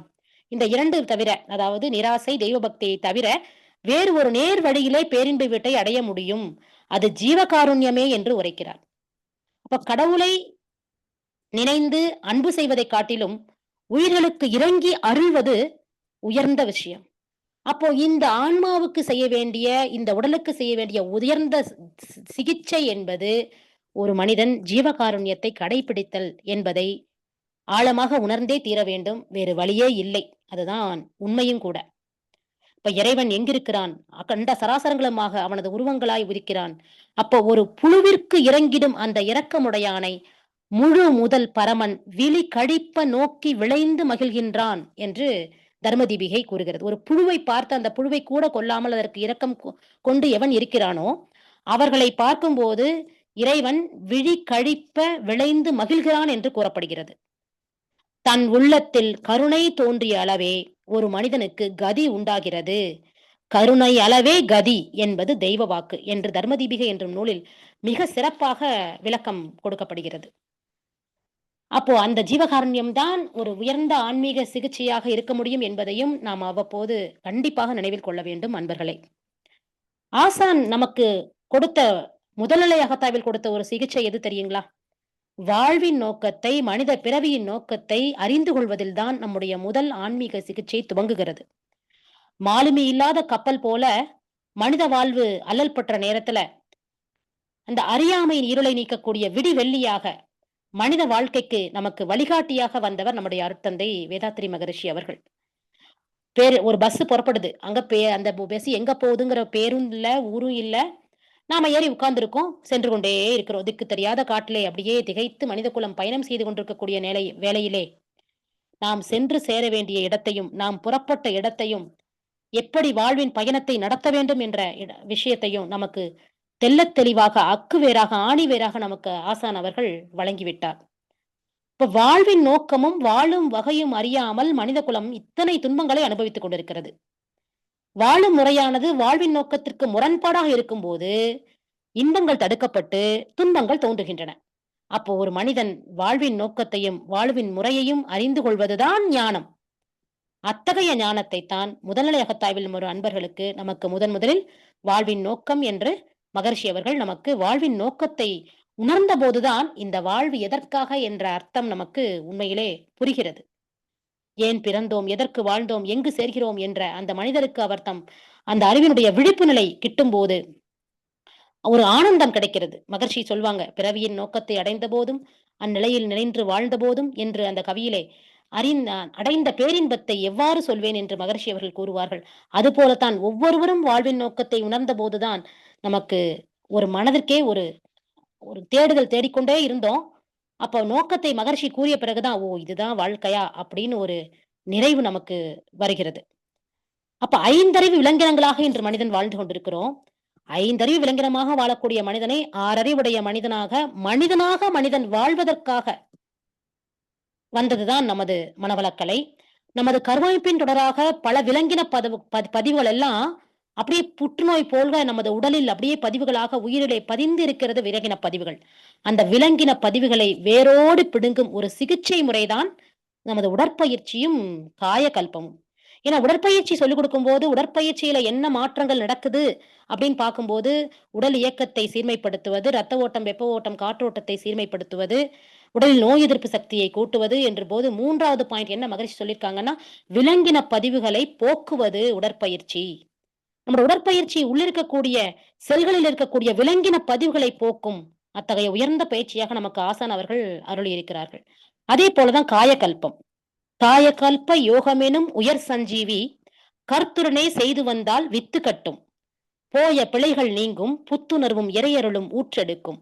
தூயமுறை நரம்பூக்கம் ஓஜஸ் மூச்சு தொடர்ந்திரண்டும் குருவரியே செய்யச் செய்ய மாயமென வித்தமுத ரசமாய் மாறி மரணமில்லா பெருவாழ்வு சித்தியாகும்.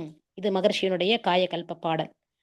அப்போ காயகல்பத்தினுடைய மேன்மை அதை நமது இந்த ஆய்விலே நம்ம பாத்தீங்கன்னா நம்முடைய ஆழியார்ல இருக்கக்கூடிய நம்முடைய பிஹெச்டி ஆய்விலே பல அன்பர்கள் பல மாணவர்கள் பிஹெச்டி ஸ்காலர்ஸ் எல்லாம் காயகல்பத்தை எடுத்துக்கொண்டு எந்த வகையில அது இன்னும் ஒரு மனிதனுக்கு மேன்மை கொடுக்கிறது என்பதை சிறப்பாக ஆய்வு செய்து கொண்டிருக்கிறார்கள்.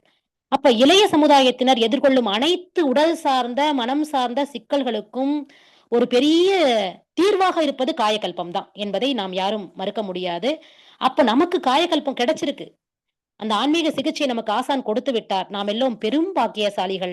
அதன் காயகல்பத்தின் மேன்மையை உணராமல் இன்னும் அதை அறியாமல் இருக்கும் மக்கள் எல்லோருமே பரிதாபத்திற்குரியவர்கள் தான் என்றுதானே சொல்ல வேண்டும். அதுதான் உண்மை.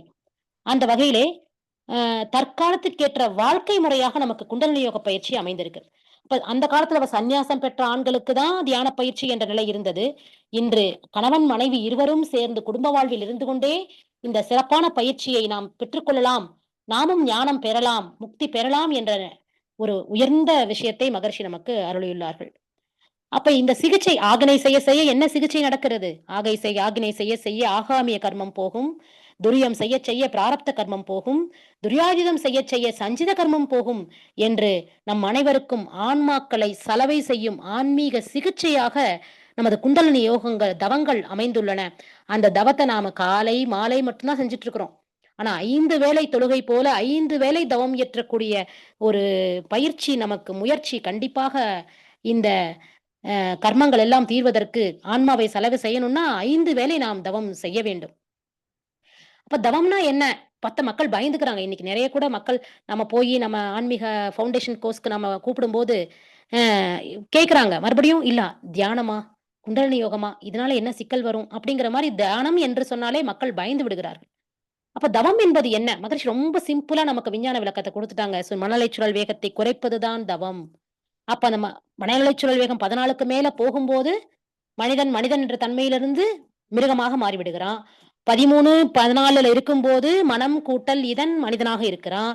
அப்ப அந்த மனிதனிலிருந்து இன்னும் அலைச்சுழல் வேகத்தை குறைக்க குறைக்க குறைக்க விலங்கன பதிவுகளிலிருந்து முழுமையாக விடுபட்டு அந்த மனம் அறிவாகிய மனிதனும் தெய்வமே என்ற நிலையை ஒவ்வொரு மனிதனும் அடைய முடியும் என்றுதான் நமக்கு ஆசான் அவர்கள் அறிவுறுத்துகிறார்கள்.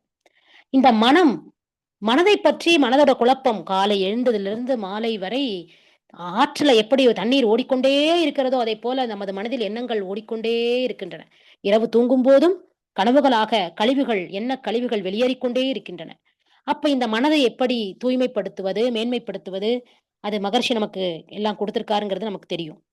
அப்போ நம்மிடம் மாபெரும் சக்தி இல்லை என்று சொல்வதை விட அதை நாம் இன்னும் தோண்டி பார்க்கவில்லை என்பதுதான் உண்மை. அந்த பெரிய சக்தி எதுன்னா அது மனம். அந்த மாபெரும் சக்தியாக அந்த மனம் இருக்கிறது. அந்த மனதின் மறுமுனையாக தெய்வம் இருக்கிறது. மனித மனம் என்ன எதிர்பார்க்கிறதோ என்ன தீர்மானிக்கிறதோ அதை செய்து முடிக்கும் வல்லமை கண்டிப்பாக மனித மனத்திற்கு உண்டு. அப்படி சாதிக்கணும் அப்படின்னா என்ன பண்ணணும்? ஞானிகள் என்ன சொல்றாங்க அப்படின்னா, பிரபஞ்சம் என்பது எங்கே தோன்றி இருக்கிறது? ஒரே ஒரு மூலத்திலிருந்து அமைதியிலிருந்தும் சாந்தத்திலிருந்தும் தான் இந்த பிரபஞ்சம் உருவாகி இருக்கிறது என்று கூறுகிறார்கள். அந்த மூல நிலை எப்படியாக இருக்கிறது? பிரபஞ்சம் தோன்றிய நிலை, அந்த மூல நிலை அமைதி நிலை, மோன நிலை, சாந்தி நிலை, பேரமைதி நிலை. அப்படி இந்த அமைதிக்கும் குறைவான நிலையிலிருந்து அமைதி நிலைக்கும், அமைதியிலிருந்து பேரமைதி நிலைக்கும் ஒரு மனம் அடைந்தால் அந்த மனம்தான் சாதனையின் வழிகாட்டி. அமைதியான மனம், சாந்தமான அணுகுமுறை, இதுதான் ஒரு சாதிப்பதற்குண்டான ஒரு தன்மை. அத்தகைய அமைதியான மனதையும் சாந்தமான அணுகுமுறையும் தான் நமது மனவளக் கலைஞர்கள் எல்லோரும் அத்தகைய அமைதியை தக்க வைத்துக் கொள்வதை. ஏன்னா நம்ம அமைதி தவம் முடிச்சுட்டு அமைதியா இருக்கிறோம்.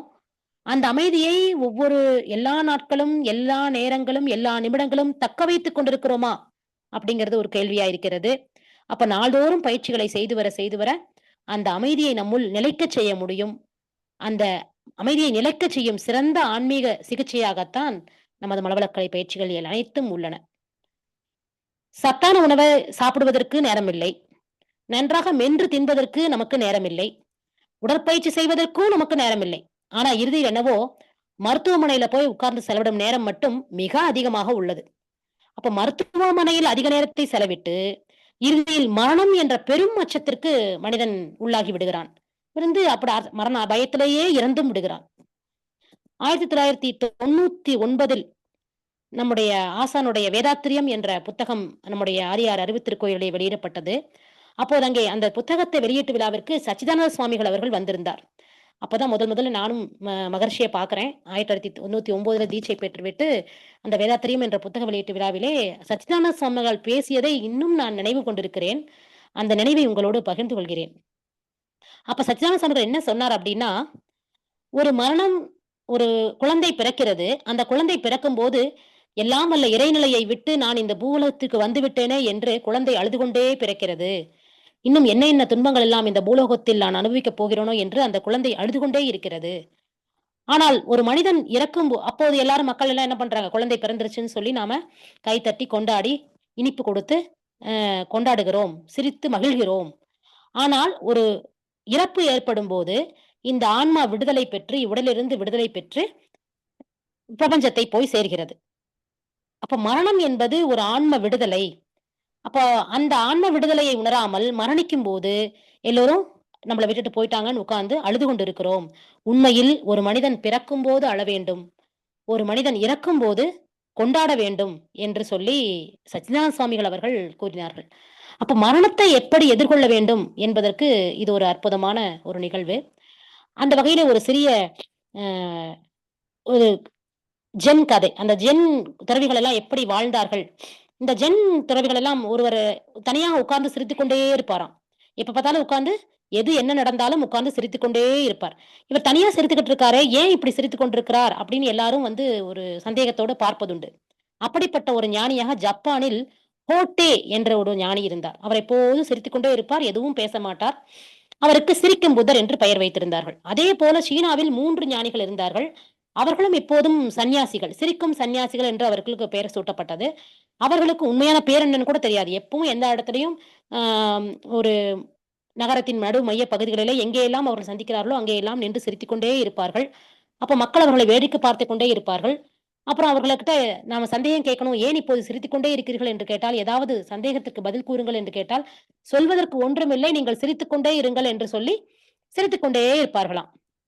அப்படி அவர்கள் ஒரு தடவை வந்து கடைவீதியில நின்று சிரிக்க ஆரம்பித்தபோது, மக்கள் எல்லாம் அவர்களை கேலியாக ரொம்ப அ ஒரு சந்தேகத்துடன் பார்த்துக் கொண்டே இருந்தார்கள். சிறிது நேரம் கழித்து அந்த சிரிப்புடன் சேர்ந்து அனைத்து மக்களும் சிரிக்க ஆரம்பித்து விட்டார்கள். அப்ப அந்த இடத்தில் இருக்கக்கூடிய அந்த மக்களுடைய மன இறுக்கம், பேராசை, ஏமாற்று வேலை எல்லாம் தீர்ந்து அந்த இடம் ஒரு மகிழ்ச்சியுடைய கொண்டாட்டமாக இடமாக மாறிவிட்டதாம். இப்படியாக அந்த 3 ஞானிகளும் வாழ்ந்து கொண்டிருந்தபோது, அவருக்கு அதிலே ஒரு ஞானி வந்து மரணம் அடைந்து விட்டார். இறப்பு அவருக்கு வந்து விட்டது. அப்ப அந்த கிராம மக்கள்லாம் நினைக்கிறாங்க, பார்க்கலாம். இந்த 3 ஞானிகளும் சிரித்துக் கொண்டே இருப்பார்களே! இப்போது ஒருவர் இறந்து விட்டார். இப்ப எப்படி சிரிக்கிறார்ன்னு பார்க்கலாம் என்று அவர்கள் கூடி அந்த இடத்துக்கு வந்து சேர்ந்தார்கள். அப்ப அந்த மீதி இருந்த 2 சன்னியாசிகளும் அந்த இறந்து கடந்த சன்னியாசியின் உடலை சுற்றி ஆனந்தமாக நடனமாடிக் கொண்டிருந்தார்களாம். அப்ப மக்கள், "இது என்ன பைத்தியக்காரத்தனம்? இப்படி இவர் இறந்து விட்டிருக்கிறார். நீங்கள் ஆடிக்கொண்டிருக்கிறீர்களே!" என்று மக்கள் கேட்டார்களாம். அப்ப அப்படி இல்லை. நாங்கள் 3 பேரும் உயிரோடு இருக்கும்போது, முதலில் யார் இறக்கப் போவது என்று பேசிக்கொள்வோம். அப்ப முதலில் யார் இறப்பவர்கள் தான் ஜெயித்தவர்கள் என்று பேசிக்கொண்டோம். அப்போ இவர் வந்து அந்த போட்டியிலே ஜெயித்து விட்டார்.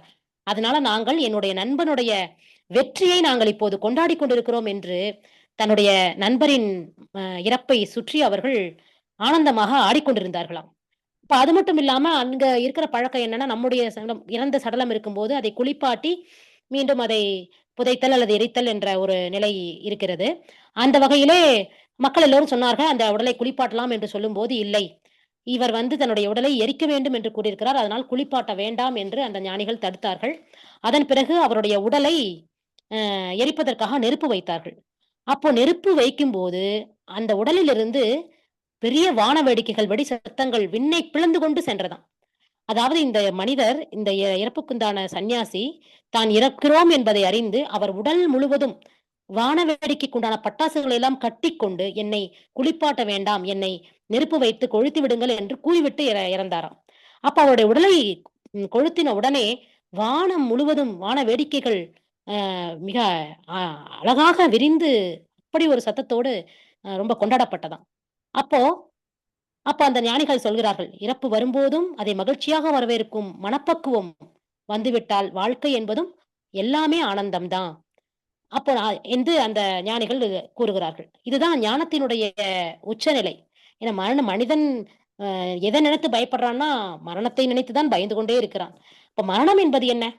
நாம் இந்த 60 வருட, 80 வருட, 100 வருட வாழ்க்கையை பற்றி மட்டும் சிந்திக்கிறோம். ஆனால் இந்த ஆன்மாவின் பயணம் என்பது நெடுநாளைய பயணம்.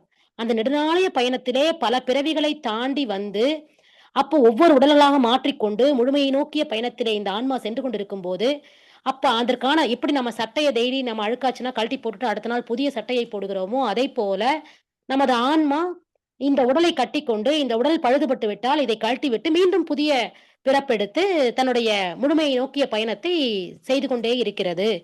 அப்ப இந்த உண்மையை அறிந்து கொண்டால், அதுதான் ஆன்மாவிற்கு அழிவில்லை என்று கூறுகிறார்கள் இல்லையா? அந்த உண்மையை அறிந்து கொண்டால், அ ஆன்மாவினுடைய பயணம் சிறப்பாக அடுத்தடுத்த கட்டத்திற்கு உயர்ந்து கொண்டிருக்கிறது என்றுதான் இறப்பை எடுத்துக்கொள்ள வேண்டும். சாக்ரடீஸ் அவர்கள் அவருடைய இறப்பின் போது அவருக்கு மரண தண்டனை கொடுத்தார்கள். அப்ப மரண தண்டனை கொடுக்கும்போது அடுத்த நாள் காலையில மரண தண்டனை 2 மணிக்கு என்று நிர்ணயித்து விட்டார்கள். அவருடைய புத்தகத்திலே படிக்கும்போது அவருடைய எழுதி வைத்திருக்கிறார். அப்ப எல்லாவற்றையும் தன் நண்பர்கள், உறவினர்கள் எல்லாம் சந்திக்கிறார். சந்தித்து எல்லாம் அடுத்த நாள் காலையிலேயே எல்லாம் சந்தித்து எல்லா சந்திப்புகளையும் முடித்துவிட்டு, காலை 10 மணிக்கே அவர் ரெடி ஆயிட்டாராம் மரணத்துக்கு. 2 மணி வரைக்கும் எதுக்கு எனக்கு டைமு? வேணாம் என் விஷத்த குடிங்க அப்படின்னு சொல்லி தன் கோப்பை விஷத்தை வாங்கி 4 மணி நேரம் முன்னதாகவே அதை அறிந்து தன் உயிரை விட்டாராம். அப்படி ஒரு மரணத்தை ஏற்றுக்கொள்ளக்கூடிய ஒரு நிலை என்பது பல மகான்களுக்கும் நிகழ்ந்திருக்கிறது. அப்ப அந்த மரணம் என்ற அச்சத்தை விடுத்து ஆன்மீக சிகிச்சையை இந்த ஆன்மாவிற்கு நாம் கொடுத்தே தீர வேண்டும். அத்தகைய ஒரு உயர்ந்த நிலையை அடைவதற்கு முதல்ல பேசிக்ல என்ன வேணும்? பேசிக்ல முதல்ல என்ன கத்துக்கணும்? அது மகரிஷி நமக்கு குடுத்திருக்காங்க. அதாவது 5ல் ஒடுங்கிடில் அகலிடம் ஆவது, 5ல் ஒடுங்கிடில் அருந்தவம் ஆவது, 5ல் ஒடுங்கிடில் அரண்பதம் ஆவது, 5ல் ஒடுங்கிடில் அருளுடையாரே என்று திருமந்திரம் 5 பிராணன்களையும் ஒடுக்கி தவம் செய்ய வேண்டும் என்று கூறுகிறது. ஆனா நம்ம அருள்தந்தை அவர்கள் எவ்வளவு சிம்பிளா அந்த 5 புலன்களையும் அது அளவுமுறையோடு 5 புலன்களையும் பயன்படுத்துவதற்காக நமக்கு பஞ்சேந்திரிய தவத்தை அருமையாக கொடுத்திருக்கிறார். அது ஒரு உயர்ந்த சிகிச்சை தான், ஆன்மீக சிகிச்சை தான். அப்ப 5 அளவுமுறை என்பது நல்கும்போது இன்பத்தின் அளவை மீறும்போது அதுதான் துன்பமாய் மாறுகிறது. அப்ப அந்த அளவுமுறை தேவை. அப்ப அந்த அளவுமுறை நாமை கடைபிடிப்பதற்கு 5 புலன்கள் மேல் தவம் தேவை என்று எவ்வளப்படி மகரிஷி அற்புதமாக சிந்தித்து முதல்நிலை அகத்தாய்விலே நமக்கு ஆன்மீக சிகிச்சையை கொடுத்துள்ளார். எண்ணம் ஆராய்தலும் எதிர்மறை எண்ணங்களுக்கான ஆன்மீக சிகிச்சை தான். ஆசை சிரமித்தல் என்பதும் ஏக்கம் மற்றும் ஏமாற்றத்திற்கான ஒரு ஆன்மீக சிகிச்சை தான். சினம் தவிர்த்தல் என்பதும் உயிராற்றலை ஜீவகாந்தத்தை செலவை குறைக்கும், அமைதியை தக்க வைக்கும் சிறப்பான சிகிச்சை தான். கவலை ஒழித்தல் என்பதும் ஓயாது மனம் அழுதி புலம்புவதற்கான ஆன்மீக சிகிச்சை தான். இப்படி எல்லாமே மகரிஷி கொடுத்தது எல்லாமே பயிற்சிகள் எல்லாமே சிகிச்சை முறைகள் தான். இன்னொரு விஷயம் நம்ம ரொம்ப ஆழமா சிந்திக்கணும்.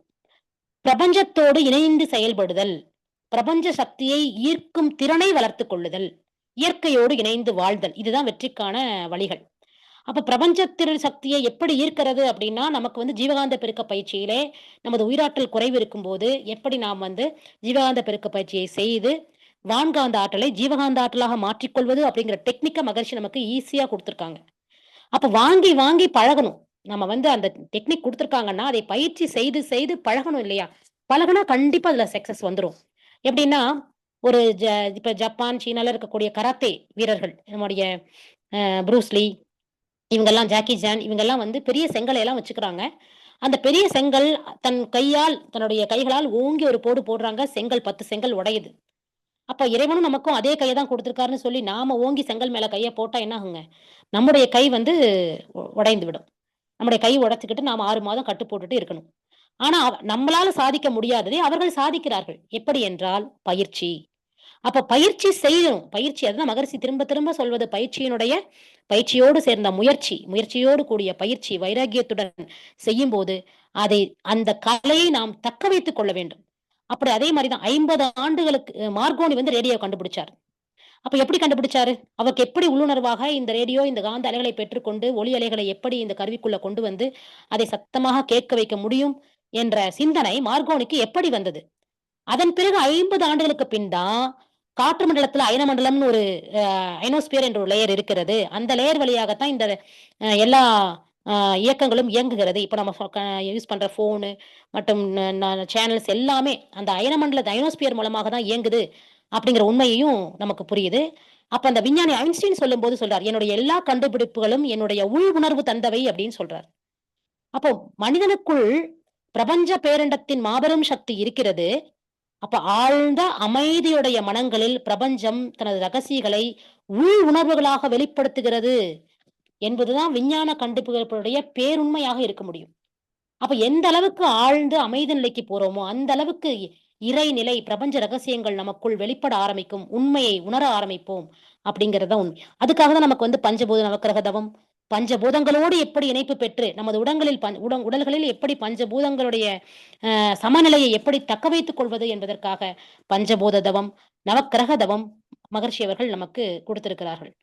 அப்போ அந்த நவக்கிரகங்களோடு நாம் இணைந்து நன்மையே செய்யக்கூடிய வகையில் ஒருங்கிணைப்பு பெறும்போது பெறக்கூடிய அந்த சிகிச்சை என்பது இந்த உலகத்துல யாருமே வழங்கல. அந்த மாரி ஒரு சிகிச்சை நவகிரகங்களோடு இணைப்பு பெற்று எப்படி அதன் ஆற்றலை பெற்றுக்கொள்வது, அது மிக சிறந்த ஒரு உளவியல் சிகிச்சையாக, வானியல் சிகிச்சையாக நமது அருட்தந்தை அவர்கள் பஞ்சபூத நவக்கிரக தவத்தை நமக்கு அருளியுள்ளார்கள் என்றுதான் சொல்ல வேண்டும். அப்ப தியானம். தனித்து தவமாற்ற வேண்டும். அப்ப தவத்தை எப்படி செய்வது? எங்கெங்கும் என்னுள்ளும் எல்லா தோற்றங்களிலும் இடையற்ற மெய்ப்பொருளாய் இருந்து பேரண்டமெங்கும் தங்கித் தழைத்தே இயங்கும் தற்பரத்தை யானுணர்ந்தேன் தனித்து மனத்துள் தவமாற்றும் சாதனையால் என்று அருட்தந்தை அவர்கள் கவி எழுதுகிறார்கள். அப்போ அந்த ஃப்ரீக்வன்சிய குறைத்து குறைத்து குறைத்து குறைத்து தனித்து தவமாற்றுவதோடு விருப்பம் கொண்டு அந்த தவத்தை ஆற்ற வேண்டும். அப்ப அந்த துரியாதி தவத்தை எல்லாம் எந்த உணர்வோடு நாம் ஆற்ற வேண்டும் என்று சொன்னால், அந்த துரியாதி தவத்தை பக்தியில சொல்லுவாங்க. "பக்தி பெருக்கத்திலே எந்தன் ஊனுருக, அந்த பரவசத்திலே உள்ளே உயிருருக, சக்தியெல்லாம் திரண்டு சிவம் பெருக, சித்தமெல்லாம் எனக்கு எந்தன் சந்ததியே உனக்கு அடிபணிய இறைவா சித்தமெல்லாம் எனக்கு சிவமயமே" என்று பக்தியிலே உருகும் மக்கள் பாடுகிறார்கள். அதைப்போல நாம் இறைநிலையோடு எண்ணத்தை கலக்கவிட்டு ஏற்படும் ஓர் அமைதியிலே விழிப்பாய் நின்று, அந்த நிலையிலே ஆழ்ந்து ஆழ்ந்து ஆழ்ந்து உறைந்து உறைந்து இந்நிலையில் பழகிக்கொள்ள உலக இன்பங்களிலே அலைவு கிட்டும். கரை நீங்கி அறிவு மெய்ப்பொருளாய் நிற்கும். கரைந்து போம் தன்முனைப்பு காணும் தெய்வம். அப்படியாக தவத்தை நாம் ஆழ்ந்து ஆழ்ந்து செய்ய வேண்டும். அதுதான் நமக்கு ஒரு உயர்ந்த ஆன்மீக சிகிச்சையாக இருக்க முடியும். மகர்ஷியுடைய கவி ஒன்று. நம்ம எல்லாம் சுற்றி இருக்கவங்க எல்லாம் அவமானப்படுத்துறாங்க. என்ன ரொம்ப அவமானப்படுத்துறாங்க. என்ன இன்சல்ட் பண்றாங்க. என்ன யாரும் மதிக்கல. இப்படியாக ஒரு துன்பங்கள் இயல்பாக மனிதருக்கு இருந்து கொண்டிருக்கிறது. மகிழ்ச்சியுடைய இந்த ஒரு கவி போதும். எமைத் தூற்றிப் பொறாமையினால் பிறர் பழித்தால் எம் வினையே வெளிப்படுதலாக எண்ணி சுமை மனதில் கொள்ளாது அமைதி காண்போம். சொற்சூடு அளிப்போர்க்கும் வாழ்த்துச் சொல்வோம். கண்ணை இமை காப்பது போல் இறை எவர்க்கும் எத்துன்பத்துள்ளும் காவலாக அமைநியதி என்றென்றும் மறத்தல் வேண்டாம். அச்சமில்லை அச்சமில்லை அருட்சுடர் நாம் என்று இந்த கவியை நீங்க வந்து இந்த கவியை வந்து நம்ம எழுதி நம்ம ஒரு சார்ட்ல எழுதி நம்ம ரூம்லயே மாட்டிக்கலாம். திரும்ப திரும்ப இந்த கவியை படிக்கும்போது, அதாவது கண்ணை இமை காப்பது போல் இறை எவர்க்கும் எத்துன்பத்துள்ளும் காவலாக இருக்கிறது. தாங்க முடியாத வலி வரும்போது மயக்கம் வந்துவிடும். அப்படியும் மயக்கம் தாங்க முடியாத வலி ஏற்பட்டால் இந்த உடலிலிருந்து உயிர் பிரிந்து விடும். இப்ப இறைநிலை எல்லாவற்றுக்கும் தீர்வை வைத்திருக்கிறது.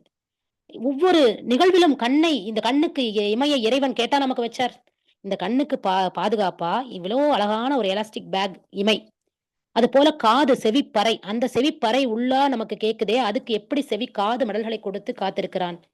நம்ம சுவாசிக்கும் காற்றை ஃபில்டர் பண்றதுக்கு எப்படி மூக்கு வடிவமைக்கப்பட்டிருக்கிறது, உணவு உண்ணுவதற்கு நாக்கு எப்படி, இப்படி மனிதனுடைய ஒவ்வொரு சின்ன சின்ன வடிவமைப்பும் ஒவ்வொரு செல்லும் வடிவமைக்கப்பட்டுள்ள தன்மையை நாம் உணர்ந்து கொண்டு விட்டால், இறைவன் எப்படி நமக்குள்ள இருந்து நம்மை காத்து கொண்டிருக்கிறான், நம்மை வழிநடத்திக் கொண்டிருக்கிறான் என்ற உண்மையை உணர்ந்து கொண்டால் நமக்கு துன்பம் ஏது, கவலை ஏது, பயம், எதிர்காலத்தை பற்றிய பயம் ஏது? அதே மாதிரிதான் வாழ்த்து. வாழ்த்து எனும் பேராற்றல் உடைய பெருமந்திரம் அனைத்து சிக்கல்களுக்கும் நமது ஆசான் கொடுத்திருக்கிறார். வாழ்த்த வாழ்த்த வாழ்த்த வாழ்த்த நாம் என்ன தெய்வீகத்தன்மை அடைந்து கொண்டிருக்கிறோம்.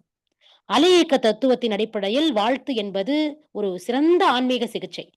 என்னுடைய நண்பர் ஒருவர், நம்முடைய நண்பர் பேராசிரியர் தான் அவங்க. அப்ப அவங்களுடைய வாழ்க்கையில அவங்களுடைய மகன் வந்து பைக் ஓட்டிட்டு வந்திருக்காரு. பைக்ல ஸ்பீடா வந்து அப்படியே அந்த ஸ்பீட் பிரேக்கர்ல ஏறி பைக் பறந்து 4, 5 டைவ் அடிச்சு கீழ விழுந்து கோமா நிலைக்கு போயிட்டாரு. அப்போ அங்க இருக்க நண்பர் ஒருத்தர் சொல்லி ஒரு சின்ன ஆம்னி வேன்ல அவங்க நல்ல உயரம் உங்க பையன். அந்த ஆம்னி வேன்ல அவங்கள போட்டுட்டு இவங்க எல்லாம் ஃப்ரெண்ட் ஓடி வந்து இவங்க கூட்டிட்டு எங்களுடைய பகுதி. அங்கிருந்து கோயம்புத்தூருக்கு 2 மணி நேரம் டிராவல் பண்ணணும். அப்ப அந்த டிராவல்ல அவங்க போகும்போது ஏன்னா அவங்களும் ஆரம்ப நிலையிலிருந்து மகரிஷியினோட அவ்வளவு ஒரு பற்று. அப்ப அவங்களுடைய ஐயா அவங்க சொல்லியிருக்காங்க, இந்த மாரி நீங்க வந்து மகரிஷிய பிடிச்சுக்கோ. ஆசான் அருட்தந்தை வாழ்க வளமுடன், நம்முடைய மகன் ரஞ்சித் வாழ்க வளமுடன் என்று திரும்ப திரும்ப சொல்லு அப்படின்னு சொல்லும்போது, அந்த ஒரு வார்த்தையை பிடித்துக்கொண்டு அப்படியே வாழ்த்திக்கிட்டே இருந்திருக்காங்க அவங்க. போகிற நேரமெல்லாம் வாழ்த்திக்கிட்டே இருக்காங்க. அப்ப 2 நாள் வந்து உள்ள வந்து பிளட் கிளாட் ஆயிருக்கு. ஆப்பரேஷன் பண்ணணும்னு சொல்லும்போது, 2 நாள் வெயிட் பண்ணுங்கன்னு சொல்லும்போது, அவங்க வாழ்த்திட்டே இருந்திருக்காங்க. அந்த வாழ்த்தே ஒரு சிகிச்சையாக மாறி, அவங்க சொல்றாங்க, ஒரு சிறிய பின்னம் கூட இல்லாமல், எ என்னுடைய மகனை திருப்பி தந்தது மகரிஷியினுடைய வாழ்த்து தான். மகரிஷியோட உயிர்க்கலப்ப பெற்று அந்த நம்பிக்கையோட வாழ்த்து தான் காப்பாத்தி குடுத்திருக்குன்னு அவங்க பேராசிரியர் அவர்கள் மனம் நெகிழ்ந்து கூறுகிறார்கள். இப்படியாக ஆன்மீக சிகிச்சை வந்து நமது ஆசானால் பல பயிற்சிகள் மூலம் நமக்கு வழங்கப்பட்டுக் கொண்டிருக்கிறது. இன்னும் வேற வேற நம்மோட சுவாமி விவேகானந்தர் இன்னும் சிறிது நேரம் எடுத்துக்கொள்ளலாம்னு நினைக்கிறேன். சுவாமி விவேகானந்தருடைய ஆன்மீக சிகிச்சை எப்படி இருந்தது? அப்படிங்கிறதுக்கு ஒரு சின்ன உதாரணம். ஏன்னா அவரு ஒரு மிக சிறந்த ஒரு ஞானி இல்லையா? அந்த விவேகானந்தருடைய புத்தகங்களை படிக்கும்போது அந்த படித்த எல்லோருக்கும் அந்த உணர்வு, இந்த உலகத்திற்கு ஏதாவது நாம செய்யணும் அப்படிங்கிற மாரி ஒரு துடிப்புடன் அந்த ஆன்மாவிற்குள்ளே சென்று விவேகானந்தருடைய வரிகள் வேலை செய்யும். இப்ப விவேகானந்தருடைய சில வரிகளை அப்படியே ஆழ்ந்து கண்களை மூடி நீங்கள் உணர்ந்து கேளுங்கள். விவேகானந்தருடைய சில வரிகள். "நீ எதை நினைக்கிறாயோ, அதுவாகவே மாறுகிறாய். உன்னை பலவீனன் என்று நினைத்தால் நீ பலவீனனாகி விடுவாய். உன்னை வலிமை உடையவன் என்று நினைத்தால் வலிமை உடையவன் ஆகி விடுவாய். இல்லை என்று ஒருபோதும் சொல்லாதே. என்னால் இயலாது என்று ஒரு நாளும் சொல்லாதே. ஏனென்றால் நீ வரம்பில்லா வலிமை பெற்றவன். உன்னுடைய உண்மை இயல்போடு ஒப்பிடும்போது காலமும் இடமும் கூட உனக்கு ஒரு பொருட்டல்ல. நீ எதையும் சாதிக்கக்கூடியவன். சர்வ வல்லமை படைத்தவன் நீ. நீங்கள் எல்லோரும் கடவுளின் குழந்தைகள். அழியாத பேரின்பத்தின் பங்குதாரர்கள். புனிதமும் பூரணத்துவமும் பெற்றவர்கள். மண்ணுலகின் தெய்வங்களே, நீங்களா பாவிகள்?" விவேகானந்தர் நம்மள பார்த்து பேசுறார். "மண்ணுலகின் தெய்வங்களே, நீங்களா பாவிகள்? அப்படி மனிதனை அழைப்பதுதான் பாவம். அது மனித இயல்பின் மீது சுமத்தப்படும் பழி சொல்லாகும். ஓ சிங்கங்களே, எழுந்து வாருங்கள். நீங்கள் செம்மறி ஆடுகள் என்ற மயக்கத்தை உதறித் தள்ளுங்கள். நீங்கள் அமரத்துவம் வாய்ந்த ஆன்மாக்கள், சுதந்திர ஆன்மாக்கள், அழியாத திருவருளை பெற்றவர்கள். பலவீனமே மரணம், வலிமையே வாழ்வு. சமுத்திரத்தையே குடித்து விடுவேன் என்று சங்கல்பம் செய்தால் மலைகளை நொறுக்கி வீழ்த்தாக வேண்டும் என்று விடாமுயற்சியுடையவன் சொன்னால் அது நடக்கும். அத்தகைய ஆற்றலை, உறுதியை நீ ஒவ்வொருவரும் நீங்கள் பெற்றிருக்க வேண்டும். அறியாமை மிக்க வாழ்க்கை என்பது மரணத்தை விட மேலானது. அப்போ தோல்வியை தழுவி உயிர் வாழ்விட போர்க்களத்தில் மாய்வதே மேல். நீ உனது சொந்த உறுதியான முடிவில் பிடிப்புடன் இரு. நிச்சயமாக மற்றவை நடந்தேவிடும். உலகம் உனது காலடியில் பணிந்து கிடக்கும். நீ உறுதியுடன் விஷத்தை பொருட்படுத்தாவிட்டால் பாம்பின் விஷம் கூட சக்தியற்றதாகிவிடும் அப்படின்னு சொல்றார். எனது வீர குழந்தைகளை, நீங்கள் மகத்தான பணிகளை செய்ய பிறந்தவர்கள். இந்தியா எழுச்சி பெற வேண்டும். அமைதி, அன்பு ஆகிய முறைகளின் மூலமாகத்தான் இந்த பணி நடக்க வேண்டும். உங்கள் கால்களின் கீழே உள்ள பாதை என்பது நீங்கள் ஏற்கனவே கடந்து வந்த பாதை. அதே சாலையைத்தான் நீங்கள் முன்னால் பார்த்துக் கொண்டிருக்கிறீர்கள். அதுவும் உங்கள் கால்களின் கீழ் சீக்கிரம் வந்துவிடப் போகிறது. ஆகிய லட்சியத்தை நோக்கி முன்னேறி செல்லுங்கள் என்று சுவாமி விவேகானந்தர் கூறுகிறார். அதே போல இரக்கம் கொள்ளும் போது அவருடைய வரிகள், "என் குழந்தைகளே, நீங்கள் இரக்கம் கொள்ளுங்கள். ஏழைகள், அறியாமையில் இருப்பவர்கள், நசுக்கப்பட்டவர்கள் ஆகியோருக்காக இரக்கம் கொள்ளுங்கள். இதயமே நின்று போகும் வரையிலும், மூளை கொதிக்கும் வரையிலும் இரக்கம் கொள்ளுங்கள். அதன் பிறகு கடவுளை காலடிகளில் உங்கள் ஆன்மாவை அர்ப்பணியுங்கள். இன்றைய இளைய தலைமுறையைச் சேர்ந்தவர்கள் ஆகிய உங்களிடம் என் நம்பிக்கை இருக்கிறது. இவர்களிடமிருந்துதான் என் தொண்டர்கள் தோன்றுவார்கள். சிங்கங்களைப் போல அவர்கள் எல்லா பிரச்சனைகளையும் தீர்த்து வைப்பார்கள். இந்தியா முழுவதும் இக்கருத்துக்கள் பரவும் வகையில் ஓரிடத்திலிருந்து மற்றொரு இடத்திற்கு இந்த அரிய கருத்துக்களை பரப்பிக்கொண்டே செல்வார்கள். புத்தர், இயேசு கிறிஸ்து போன்ற பெரியோர்களுடைய வரலாறு தான் இந்த உலகத்தின் வரலாறாக இருக்கிறது. அப்போ உணர்ச்சி வசப்படாதவர்களும் பற்றற்றவர்களும் இந்த உலகத்திற்காக மிகுந்த நன்மை செய்திருக்கிறார்கள். அப்படின்னு சொல்றது சொல்றதோட மட்டுமல்லாமல், அவர் நம்முடைய அதாவது கதிமோட்சத்திற்காக, இந்த நாட்டின் கதிமோட்சத்திற்காக, இந்த உலகத்தின் கதிமோட்சத்திற்காக பணியாற்றுங்கள். வேதத்தின் ஒளியையும் வாழ்க்கை முறைகளையும் வீட்டுக்கு வீடு எடுத்துச் செல்லுங்கள். ஒவ்வொரு இடமும் மறைந்திருக்கும் தெய்வீக தன்மையை முழுமையாக வெளிக்கொண்டு வாருங்கள். இப்படி அவர் யாரை பார்த்து அழைப்பு விடுக்கிறார்? இந்த வரிகள் எல்லாம் யாருக்கு சென்று இருக்கிறது என்றால், நம்முடைய ஆசிரியர் பெருமக்களாகிய அருள்நிதிகளுக்கு மிக மிக மிக பொருத்தமாக இந்த வரிகள் இருப்பதாக அடியேன் உணர்கிறேன். அப்ப அந்த விவேகானந்தருடைய வார்த்தைகள் எல்லாம் இன்று நமக்கு தான் பொருத்தமாக இருக்கிறது. இந்த உலக அமைதிக்காக, உலக மக்களுக்காக, இந்த நாட்டின் மேன்மைக்காக நாம் இரக்கம் கொண்டு, நாம் இந்த ஆன்மீக சிகிச்சையை, மனவளக்கலை என்ற ஆன்மீக சிகிச்சையை ஒவ்வொரு மனிதனுக்கும் கொண்டு சென்று சேர்ப்பதுதான் நமது வாழ்வின் கடமையாக இருக்கும்போது, நமது ஆன்மா கண்டிப்பாக தூய்மை பெறும், மேன்மை பெறும், முக்தி அடையும் என்பதில் எந்த சந்தேகமும் இல்லை. நாம் செய்வது வேண்டியது என்ன? குறைந்தது 20 நிமிட தவம், 40 நிமிட உடற்பயிற்சி, 10 நிமிட காயகல்பம் என மனவளக்கலை பயிற்சிகளை முறையாக வாழ்க்கை முறையாக மாற்றிக் கொண்டவர்களுக்கு பல்லாயிரக்கணக்கில் செலவு செய்ய வேண்டிய மருத்துவ சிகிச்சை கண்டிப்பாக தேவைப்படாது என்றுதான் சொல்ல வேண்டும். மனித வாழ்வு குறையுடையதாக இருக்கிறது அப்படிங்கறத எல்லோருக்கும் என்னங்க, எனக்கு குறையா இருக்கு, எனக்கு வாழ்க்கையில இது குறையா இருக்கு, குறைகளை மட்டுமே பார்த்து கொண்டிருக்கிறோம்.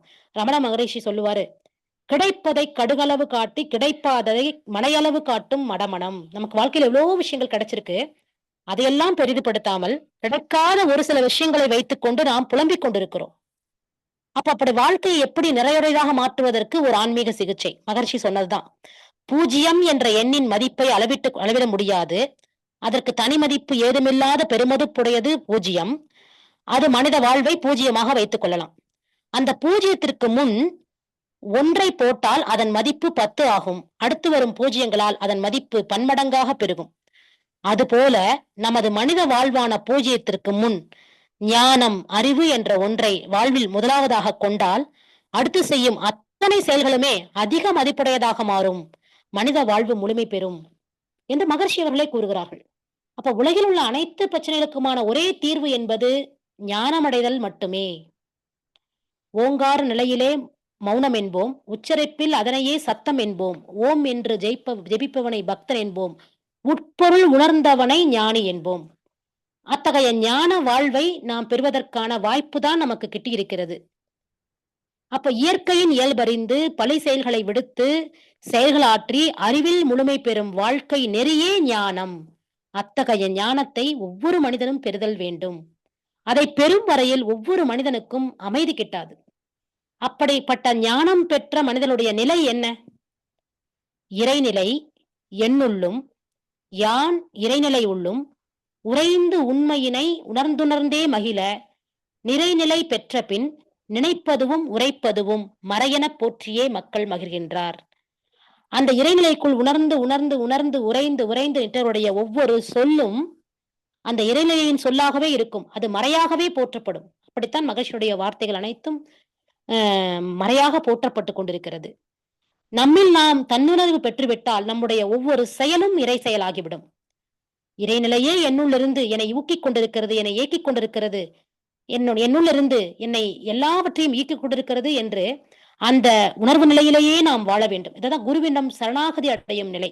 அந்த இறையிடமும் குருவினிடமும் சரணாகதி அடையும் நிலையில் நாம் வாழும்போது அந்த வாழ்வு எப்படிப்பட்ட வாழ்வாக இருக்கும் என்று சொன்னால், நாம் நினைச்சிட்டு இருக்கோம் இது ஒரு ஆன்மீக சிகிச்சை தான், இந்த நான் என்ற தன்முனைப்பை முழுமையாக ஒழிக்க முடியுமான்னு தெரியல. ஓரளவு அந்த அர்ப்பணிப்பு உணர்வு இருக்கும்போது அது மிக உயர்ந்த ஆன்மீக சிகிச்சை முறை. எப்படி என்று சொன்னால், நாம் இப்ப ஊனுக்குள் நீ நின்று உளவினதை பாராமல் நான் என்று இருந்து நலனடைந்தேன் பூரணமே என்று பாடுகிறார்கள். அதே போலதான், அதாவது நீ ஊட்டுவிப்பதால் உண்ணுகிறேன், நீ உறங்குவிப்பதால் உறங்குகிறேன், நீ ஆட்டுவிப்பதால் ஆடுகிறேன், அடியேன் என் சிறியனால் ஆவது என்ன என்று சித்தர்கள் பாடுகிறார்கள். அப்ப எல்லாம் உடலில் இருக்கக்கூடிய இயக்கம் எல்லாமே அவன் தான் நடத்திக்கிட்டு இருக்கான். நாம நினைச்சா நம்ம தூங்க முடியுமா? நாம நான் தூங்கணும்னு நினைச்சு நம்மளால தூங்க முடியுமா? நான் சமைச்சேன், நான் சம்பாதிச்சேன் அப்படின்னு சொல்ல முடியும். நான் சாப்பிட்டேன்னு சொல்ல முடியும். நான் ஜீரணம் பண்ணேன்னு சொல்ல முடியுமா? என்னுடைய நுரையீரல் இயக்கம், என்னுடைய இருதயத்தின் இயக்கம் இதையெல்லாம் நடத்திக் கொண்டிருப்பது எல்லாம் வல்ல இறைநிலை தானே! அப்போ நான் என்ற அந்த இரும்பு தான் கர்ம வினைகளை ஈர்க்கிறது. அந்த அவனை மறந்தால் நான் உண்டு. இறைநிலையை நம்ம எப்பல்லாம் மறக்கிறோமோ, அப்பல்லாம் நான் வேலை செய்ய ஆரம்பிக்கும். அறிவே அருகுணங்கள் ஆகும். அவனை நினைந்தால் நான் இல்லை. அன்பே அறிவாய் அவனாகும்.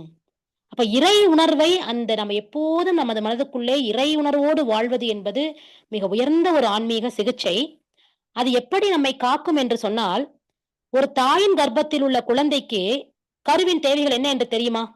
அந்த கருவினுடைய உணர்வின் மூலமாகவே அந்த தாயின் கர்ப்பத்திற்கு தேவையான அனைத்து விஷயங்களும் அந்த தாயின் உடலிலிருந்து கருவில் உள்ள குழந்தைக்கு சென்று கொண்டே இருக்கும்.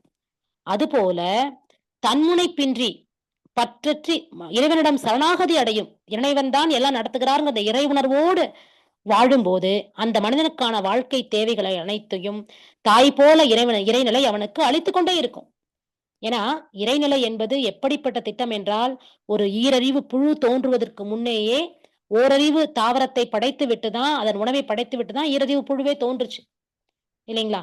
அப்போ ஒரு குழந்தை பிறக்குது அப்படின்னா, அந்த குழந்தைக்கு பாலான தாயின் மார்பகத்துல பாலை ஊற வைத்து விட்டு தான் அந்த குழந்தையே பிறக்குது. இப்ப எப்படிப்பட்ட திட்டத்தை இறைநிலை நமக்கு இறை திட்டம் நமது வாழ்வில் நடந்து கொண்டிருக்கிறது. இந்த உண்மையை உணர்ந்து கொண்டால், அ இந்த நிகழ்காலத்தில் கவலையும் இல்லை. எதிர்காலத்தை பற்றிய பயமும் இல்லை. அந்த இறையுணர்வோடு வாழும் உள்ளம் எப்படி இருக்கும் அப்படின்னா, அமைதியில நிறைந்திருக்கும், அன்பு ஊற்றெடுக்கும், கருணை யாருக்கு என்ன உதவி செய்யலாம் அப்படின்னு தான் யோசிச்சுட்டு இருக்கும். வேற எதுவுமே யோசிக்காது. இன்ப, துன்பம் 2யும் இறைவனுடைய பிரசாதங்களாக ஏன்னா இரவு பகல் இருக்கு இல்லையா? நன்மை, தீமை இருக்கு இல்லையா? அவ்ளோ பெரிய சூரியன். அதுக்கு சூரியனுக்கு ஒரு மறை உண்டு. சந்திரனுக்கு தேய்மானம் உண்டு. இப்படி மிகப்பெரிய பிரபஞ்சத்தினுடைய இயக்கங்களுக்கே சில ஏற்ற இறக்கங்கள், ஏற்றத்தாழ்வுகள் இருக்கும்போது, நாமெல்லாம் மிக, மிக, மிக சாதாரண மனிதர்கள். அப்ப அந்த சாதாரண மனிதர்களுக்கு இன்பமும், துன்பமும் கலந்த வாழ்க்கை என்பது இருக்கும். அதை இறைவனின் பிரசாதமாக நாம் ஏற்றுக்கொள்ளக்கூடிய தன்மை நமக்கு இறை உணர்வோடு வாழும்போது கிட்டும். தன்னலம் இல்லாமல் மனம் தியானம் செய்யும். எளிமையில் இனிமை காணும். வீரம் என்பது வைராக்கியமாய் மாறும். ஈற்றுவுக்கும் இன்பத்தை அறிந்து கொண்டு மனமுவந்து பிறருக்கு தொண்டு செய்யக்கூடிய தன்மை மேலோங்கும். ஒவ்வொரு நாளும், ஒவ்வொரு மணி நேரமும், ஒவ்வொரு நொடியும் தன்னை சுற்றியுள்ள இறை காட்சியை ரசிக்கும், மகிழும், கொண்டாடும். அத்தகைய ஒரு தூய மனத்தை நம்முடைய சமர்ப்பணம், அர்ப்பணித்து நாம் இந்த சேவையை, இந்த அருள்நிதிகளாகிய ஆசிரியர்கள் அர்ப்பணித்து செய்யக்கூடிய ஒரு உயர்ந்த சேவையை மகர்ஷி அவர்கள் நமக்கு அளித்துள்ளார்கள். அப்ப அருள்நிதிகள் அப்படிங்கும்போது மகர்ஷி தன்னுடைய டிசம்பர் 2005 அன்பொழில எழுதியிருக்காங்க. என்ன எழுதியிருக்காங்க அப்படின்னு பார்க்கும்போது, உலக சமுதாய சேவா சங்கத்தின் உயர்ந்த நோக்கத்தை உணர்ந்து, மயக்க நிலை அல்லாத விளக்க நிலையில் மனவளக் கலைஞர்கள் கடமைகளை செய்து மகிழ வேண்டும். உத்தமமான மனவளக்கலையை உலகம் முழுவதும் உள்ள மக்களுக்கு கொண்டு செல்ல வேண்டியது நமது கடமை என்பதை உணர்ந்து, பயிற்சியில் தேர்ச்சி பெற்றவர்கள் தனது குடும்பத்தின் கடமையோடு அருள் தொண்டு ஆற்ற முன்வர வேண்டும் என்பது எனது விருப்பம். இந்த விருப்பத்தை நிறைவு செய்வதே எனக்கு நீங்கள் தரவிளையும் குரு காணிக்கையாக அமையும் என்று ஆசான் அவர்கள் கூறுகிறார். அப்ப இறை அருளை தான் அருள்னு சொல்றோம். அப்ப தானும் உயர்ந்து சமுதாயத்தையும் உயரச் செய்யக்கூடிய ஒரு உன்னத நிலைதான் அருள்நிதி என்ற ஆசிரியர் தன்மை. அப்ப ஒவ்வொரு மனிதரையும் முதல்ல உடற்பயிற்சியிலிருந்து, காயகல்பத்திலிருந்து அவருடைய உடல் சார்ந்து, உயிர் சார்ந்த மேன்மையை ஏற்படுத்தி, அகத்தாய்வை கொடுத்து, பிரம்ம ஞானத்தின் என்ற உயர் தன்மையை கொடுத்து, அவர்களுக்கு ஆசிரியராக கூடிய ஒரு அருள் நிலையையும் ஆசானால் வழங்கப்பட்டு, இன்று அருள் நிதிகளாக இந்த உலகுக்கு நாம் சேவை செய்வதற்காக நாம் வாழ்ந்து கொண்டிருக்கிறோம். அதற்கான அருள் நிதிகளையும் நிறைய உருவாக்குவதற்கான முயற்சிகளையும் மேற்கொண்டிருக்கிறோம். அப்போ ஒரு ஆன்மீக பணி என்பதிலே ஒரு உயர்ந்த ஆன்மீக பணியைத்தான், ஆன்மீக சிகிச்சையைத்தான் நாம் மனவளக்கலையில் பயின்று கொண்டிருக்கிறோம் என்று கூறி, இந்த உன்னதமான ஒரு ஆன்மீக பணிக்கு நம்மை ஆட்கொண்ட நமது குருவுக்கும், எல்லாம் வல்ல இறைநிலைக்கும் நாம் எப்போதும் நன்றியுணர்வுடன் நன்றி கூறுவோம். நமது பணியை தொடர்ந்து சிறப்பாக செய்வோம் என்று கூறி, இந்த ஆன்மீக சிகிச்சை என்ற தலைப்பை நமக்கு அடியனுக்கு மாணிக்கவாசகம் ஐயா தான் அருளினார்கள். அந்த சிறந்த ஆன்மீக சிகிச்சை என்ற சிந்தனையை வழங்குவதற்கு கேட்ட அனைத்து நல்ல உள்ளங்களுக்கும், சான்றோர் பெருமக்களுக்கும் எனது மனமார்ந்த நன்றிகளை கூறி இந்த சிந்தனையை நிறைவு செய்கிறேன். வாழ்க வளமுடன், வாழ்க வளமுடன், வாழ்க வளமுடன். வாழ்க வளமுடன்மா. வாழ்க வளமுடன். சிறப்பான உரை, அருமையான விளக்கங்கள். நன்றிம்மா. மிகவும் அருமையான பல கருத்துக்களை எளிய முறையில் நீங்க சொன்னீங்க. ரொம்ப ஈஸியா புரிஞ்சுக்கிற மாதிரி அனைவரும் புரிந்து கொள்ளும் விதத்தில் இருந்தது. ஜீவகாருண்யம் பத்தி சில நூல் சொன்னீங்க. வாழ்வின் நோக்கம், அருட்தந்தையின் முக்கியமான கருத்துக்களை பற்றி ரொம்ப அழகா எடுத்து வச்சீங்க. வாழும் முறை, பிறவியின் நோக்கம், உடல் பயிற்சி மற்றும் பதிவை போக்கும் முறை, அதை குறைத்துக் கொள்ளும் வழிகள், காயக்கல்பத்தின் அவசியம், இளைய தலைமுறையின் பங்கு, அவர்கள் காயக்கல்பத்தை எப்படி எடுத்துக்கணும் அப்படின்றத பத்தி நோட் பண்ணீங்க. மனிதன் தெய்வமே என்ற உயர்ந்த உண்மை, இவ்வாறு பல பரிணாமங்களை திறம்பட எடுத்துரைத்த நமது ஆசிரியர் அவர்கள் அனைத்து தவங்களின் சிறப்பை பற்றி கூறினார். தியானம், தவம் பற்றிய முக்கியத்துவம், அருமையான மகரிஷி அவர்களின் கவிகள், மிகவும் அழகான ஆழமான கருத்துக்களை கொண்ட கவிகள். ஒரு அழகான கவி எடுத்துரைச்சிங்க. வாழ்த்தின் மேன்மை பற்றி சொன்னீங்க. உணர்ச்சி பூர்வமான விவேகானந்தரின் கவியை அதை பத்தி குறிப்பிட்டீங்க. இந்த மாதிரி ஆழமான அனுபவமும் தெளிவான விளக்கங்களும் நமக்கெல்லாம் சிந்திக்கும்படி அமைந்திருந்தது. அனைவரின் சார்பாக மனமார்ந்த நன்றியை தெரிவித்துக் கொள்கிறோம். வாழ்க வையகம், வாழ்க வையகம், வாழ்க வளமுடன்மா. ஏதாவது கேள்விகள் இருந்தா நீங்க கேட்கலாம். அன்மியூட் பண்ணி நீங்க கேட்கலாம்.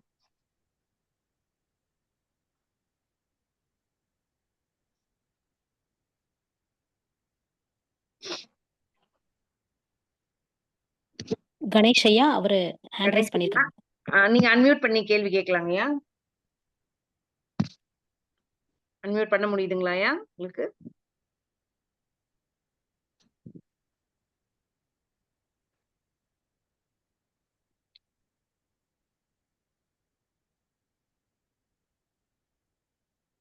கணேஷ் ஐயா நீங்க கேட்கலாம்.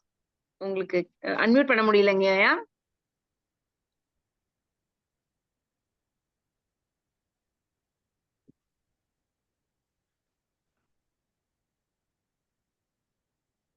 வாழ்க வளமுடன்மா. இது எப்பயுமே இந்த ப்ராப்ளம் வருதுமா. நீங்க அங்க அன்மியூட் பண்ணி வச்சிரணும். ஏன்னா நாங்க வந்து கிட்டத்தட்ட 10-15 தடவை ட்ரெயின் பண்றோம். எங்களால உங்கள்ட்ட பேச முடியல. அன்மியூட் ஆக மாட்டேங்குது எங்க சைடுல. இது ஏதோ ஒரு டெக்னிக்கல் ப்ராப்ளமா தெரியல. கொஞ்சம் பாருங்க. இஷ்யூவா இருக்கும். நான் பார்க்க சொல்றேங்க. வாழ்க வளமுடன் அம்மா. அம்மாவோட வேதாத்திரியத்தை அப்படியே ஷி கேவ் இன் நர்ஷல்னு சொல்லுவாங்கல்ல, அந்த மாதிரி 1.5 மணி நேரம் ஃபுல் வேதாத்திரியத்தையே அப்படியே கரைச்சி கொடுத்துட்டாங்க. ரொம்ப நன்றி. எனக்கு ஒரு 2 சின்ன டவுட்டுமா. இது ஒரு பேசிக் டவுட்டா கூட இருக்கலாம். மகரிஷி வந்து நார்மலா உயிரற்ற பொருள், உயிருள்ள பொருளுக்கு வந்து என்ன சொல்றாரு? உடல், உயிர், மனம், உள்ளம், ஜீவகாந்தம், கருமையம், புலன்கள், மூளைன்னு சொல்லியிருக்காரு. இதுல வந்து அந்த உயிர், மனம், உள்ளம் இந்த 3 கொஞ்சம் சட்டில் டிஃபரன்ஸ் இருக்கு. நம்ம உயிர் இருக்க வரைக்கும், உயிர் போச்சுன்னா அந்த உள்ளமும் போயிரும், இது மனம் போயிரும், இது போயிருங்கிறாங்க. உயிரும் இந்த ஜீவகாந்தத்துல இருக்க ரெக்கார்டிங் மட்டும் தான் இருக்குங்கிறாங்க. இந்த 3க்குள்ள டிஃபரன்ஸ் அது ஒண்ணு. 2வது நீங்க சொல்லும் போது நம்ம உயிர் போனா பிறகு நம்ம யூஸ்வலா மகரிஷி சொல்றது நம்மளோட ஜென்மத்தோட வர்ற குழந்தைகள்கிட்ட தான் போய் நம்மளோட அந்த எனர்ஜி பேங்க் நம்ம ஆன்மா போய் வரும். ஆனா நீங்க வேறு உடம்பில் நீங்க போங்கிறீங்க. இல்ல நான் அப்படி சொல்லலங்க ஐயா, அப்படி சொல்லல. அதாவது நம்ம கர்ம பிறவி தொடர்ந்து குழந்தைகள் மூலமாக தொடர்ந்து சென்று கொண்டே இருக்கிறது. இந்த முழுமையை நோக்கிய பயணத்துல பதிவுகள் சென்று கொண்டே இருக்கிறது. அப்ப அந்த உடல் மாறிக்கிட்டே இருக்கு இல்லையா, அந்த பதிவுகள் அப்படியே தான் இருக்கு. அப்ப அந்த அடுத்து நம்ம வம்சாவளியின் மூலமாக உடல் மாறிக்கொண்டிருக்கிறது அப்படிங்கிற உண்மைதான். அது கரெக்ட். அப்ப இன்னொன்னு வந்து இது எனக்கு என்ன கன்வின்ஸே ஆகல ஆக்சுவலா. நிறைய இடத்துல ஏன் ஒரு 4 குழந்தைகள் இருக்கிற போது பதிவுகள் வந்து ஏன் வந்து ஒரு குழந்தைக்கு மட்டும் நெகட்டிவா போகுது, ஒண்ணுல பாசிட்டிவா போகுது? நம்ம உடனே ஆன்சர் பண்ணோம். அப்ப இருக்கிற கிரக நிலைகள்ல இருந்துட்டு போட்டு அந்த குழந்தை என்ன பாவம் பண்ணுச்சு? 4 வந்து ஒரே அம்மா அப்பாக்கு தான் பிறக்குது. எப்படி அது வந்து 4 வந்து ஒரு மரத்துல நிறைய மகரிஷி சொல்லுவாங்க இந்த உதாரணம். ஒரு மரத்திலேயே ஒரு 4 பழம் பழுக்குதுங்கய்யா. அப்ப 4 காய்கள் கணிக்கிறது. ஒரே சைஸ்ல இருக்குமா? எல்லாமே ஒரே சைஸ்ல, ஒரே டேஸ்ட், ஒரே மாதிரி இருக்குமா? ஒரே மரம் தான், ஒரே தண்ணீர் தான். அப்ப அந்த பழங்களிலே தன்மை மாறுபடுகிறது இல்லையா? அந்த பழத்துடைய கனியும் தன்மை. அது மாதிரி இப்ப பாருங்க, நல்லா யோசிச்சு பாருங்க. இப்ப வந்து பல தலைமுறைகளாக கர்மவினை பதிவுகள் இருக்கிறது இல்லைங்களா? அது ம். அந்த டைம்ல ஒரு சில பதிவுகள் அந்த குழந்தையிடம் அங்க பரிமாற்றம் செய்யப்படுது. அதெல்லாம் பிரபஞ்ச ரகசியம் இல்லையா? எப்படி நீங்க வந்து ஒரே இப்ப பல சஞ்சித கர்மம் வந்து மூட்டை மூட்டையா இருக்குது. எல்லா மூட்டையும் ஒரே தலை மேல ஏத்த முடியாதுல்ல. கொஞ்சம் மூட்டை ஒரு ஒரு ஒருத்தர்கிட்ட போய் சேருது. ஒரு குழந்தைட்ட போய் சேருது. சில மூட்டைகள் சில மனுஷங்கிட்ட சேருது. அதுல பாவம், புண்ணியம் கொஞ்சம் கலந்து ஒரு அதுதாம்மா அது அது ஒரு காம்பினேஷன் கொஸ்டினா இருக்கு. அது மாறுது. அது மேபி அது இன்னும் கொஞ்சம் மேபி இன்னும் தவத்துல எப்படிங்கய்யா? இப்ப அந்த கர்ம வினைகளை கழிக்கிறதுக்கு இப்ப ஒருத்தரால முடியாதுங்கும்போது 4ஆ பிரியுது. இப்ப ஒருத்தர் வந்து என்னால இந்த கர்ம மூட்டைய என்னால கழிக்க முடியல செஞ்ச கர்மத்தம்போது, இப்ப அவங்களுக்கு குழந்தைகள் பிறக்குறாங்க. அவங்களுக்கு 4 குழந்தைகள் பிறக்குறாங்கன்னா, அந்த கர்மமும் வினை 4ஆக பிரிகிறது. பிரியும்போது அந்த செல்கள் எப்படி உள்ளுக்குள்ள நாற்றம் நடக்குது இல்லையா? அது மாரி தான். அது எப்படி நீங்க இல்லம்மா பிரபஞ்ச நான் என்ன ரகசியம் இல்லையா? சொல்றதுன்னா, நீங்க சொல்றது வந்து அவருக்கு அவரோட ஆகாயம கர்மம் வந்து மாறிச்சுன்னா பரவால்ல. இவரு வாங்கிட்டு வந்த இது சஞ்சீத கர்மத்த ஃபர்ஸ்ட் குழந்தையா இருக்கும்போது சஞ்சீத கர்மம் தான் வரும். அந்த சஞ்சீத கர்மம் வந்து எப்படி வந்து அன்ஈக்குவலா போகுதுங்கிறது ஒரு இல்லங்கய்யா. பெரிய இப்ப சஞ்சீத கர்மம் வந்து மூட்டை மூட்டையா இருக்குது. அதுல ஏதோ ஒரு சில காம்பினேஷன் சில ஒரு 10% ஒரு குழந்தைக்கு போகுது. இன்னொரு குழந்தைக்கு ஒரு 20% போகுது. இன்னொரு குழந்தைக்கு அது கலந்து போகும்போது புண்ணியம், பாவம் 2 கலந்து போகும்போது அந்த மேபி மாறுது. நீங்க சொன்ன மாரி அப்படிதான் தவத்துல நான் சொல்றேன். உயர்நிலை அடைஞ்சோம்னா, அதுக்கு விடை ஆ. கிடைக்கலாம். அது சரிம்மா இந்த உள்ளம், ஆன்மா, உயிர் இது சொல்றேங்கய்யா. உள்ளம் உயிரெனும் உள்ளம், சக்தி உயிர் இது மனம் சொல்றேங்கய்யா. 3 மட்டும். உயிரெனும் சக்தி உணர்ச்சியில் மனமாய் தன் மூலம் உணர்ந்திட பரமாம். ஆ ம். உயிர் பரம் அறிவு ஒன்றே பொருளாய் உணர்வு ஒழிவு நிலைகளில் மாறுதல். இது மகர்ஷியுடைய கவிங்கயா. உயிரெனும் சக்தி உணர்ச்சியில் மனமாய். அப்ப உயிர்ங்கிற சக்தி உடல் முழுவதும் ஓடிக்கொண்டிருக்கிறது. அப்ப ம். வந்து இது சாஃப்ட்வேர், ஹார்ட்வேர் அப்படிங்கிறது தான். இப்ப உயிர் ம். சக்தி உடல்ல கரண்ட் ஓடிட்டு இருக்கிற மாரி. அப்ப மூளை வழியாக அழுத்தம், ஒலி, சுவை, மனம் என்ற 5 புலன்கள் வழியாக ஐயுணர்வாகவும், மூளை ம். வழியாக ஜீவகாந்தம் வெளிப்படும்போது அது மனமாகவும் வெளிப்படுகிறது அப்படின்னு மகரிஷி எழுதியிருக்காங்க. அப்ப வந்து ம். மூளை வழியாக ஜீவகாந்தம் மூளையிலா வெளிப்படக்கூடிய கசிவு. அது பல ம். பல்லாயிரக்கணக்கான பதிவுகள் வந்து நம்ம மூளையிலயும் இருக்கு, நம்ம கருமையத்திலயும் இருக்கு. அந்த குறிப்பிட்ட ம். ஃப்ரீக்வன்சி வரும்போது, நம்ம அந்த சில பதிவுகள் கசிவாக, மனமாக, எண்ணங்களாக வெளிப்படுகிறது. அது மட்டும் இல்லாம நாம் பார்ப்பது, கேட்பது இதெல்லாம் பதிவாகுது. அதெல்லாம் அனுபவிக்கிறோம். அந்த பதிவுகள மனமாக செயல்பட்டுக் கொண்டிருக்கிறது. இப்ப ம். உயிருக்கும், மனதுக்கும் உங்களுக்கு டிஃபரன்ஸ் புரியுதா? அது புரியுது, அது புரியுது. புரியுது. உள்ளம். இப்ப உள்ளம் உள்ளம் அப்டின்னா, இப்ப ஆன்மா அப்டிங்கிறது வந்து இப்ப ஒரு சிடி கேசெட். ஒரு சிடி ம். நம்முடைய ஆன்மாங்கிறது மூலாதாரத்திலே நம்முடைய கருமையம் இருக்கிறது. அப்ப மூலாதாரங்கிறது அந்த ஹார்ட்வேர் அதாவது கம்ப்யூட்டர் மாதிரி. இப்ப அதுல ஆ. இருக்கக்கூடிய உள்ளம் அப்படிங்கிறது வந்து, இப்ப ஒரு சிடி கேசெட்ல வந்து நாம வந்து வரலாறு பாடல்கள் போட்டிருக்கிறோம். இன்னொரு சிடி ம். கேசெட்ல வந்து நம்ம சிவபுராணம் சிவனுடைய பாடல்கள், சிவபுராணம் பாடல் போட்டிருக்கிறோம். இன்னொரு சிடி ம். கேசெட்ல சினிமா பாடல் ஓடிக்கிட்டு இருக்கு. இப்ப என்ன பதிவு இருக்கிறதோ, அத பொறுத்து அது தன்மை மாறுபடுது இல்லையா? இப்ப சினிமா பாட்டு ஆமா. ஓடுறது ஒரு சிடி கேசெட்டு, ஒண்ணு வரலாறு பாடல்கள் ஓடுது, இன்னொன்னு சிவபுராணம் ஓடுது, இன்னொன்னு வேதாத்திரிய பாடல்கள் ஓடுது. அப்போ கரெக்ட். அதத்தான் உள்ளம்ங்கிறோம். பதிவுகள் அடங்கிய கருமையத்தை தான் உள்ளம் என்று சொல்கிறோம். இப்ப என்னுடைய ம். உள்ளம் என்பது, இப்ப நான் வந்து தந்தை தானுடைய பதிவுகளோட இப்ப நான் கொஞ்சம் இப்ப பேசும்போது கொஞ்சம் ஃபாஸ்ட்டா பேசியிருப்பேன் இல்லைங்களா? இது என்னுடைய ம். தாய் வழி வந்ததாக ஒரு பதிவுன்னு வச்சுக்கோங்க. இது அந்த பதிவு ம். வந்தது. இப்ப ம். வேதாத்திரியத்துல 25 வருஷமா ஊறி போனதால அந்த கருத்துக்கள் இருக்குது.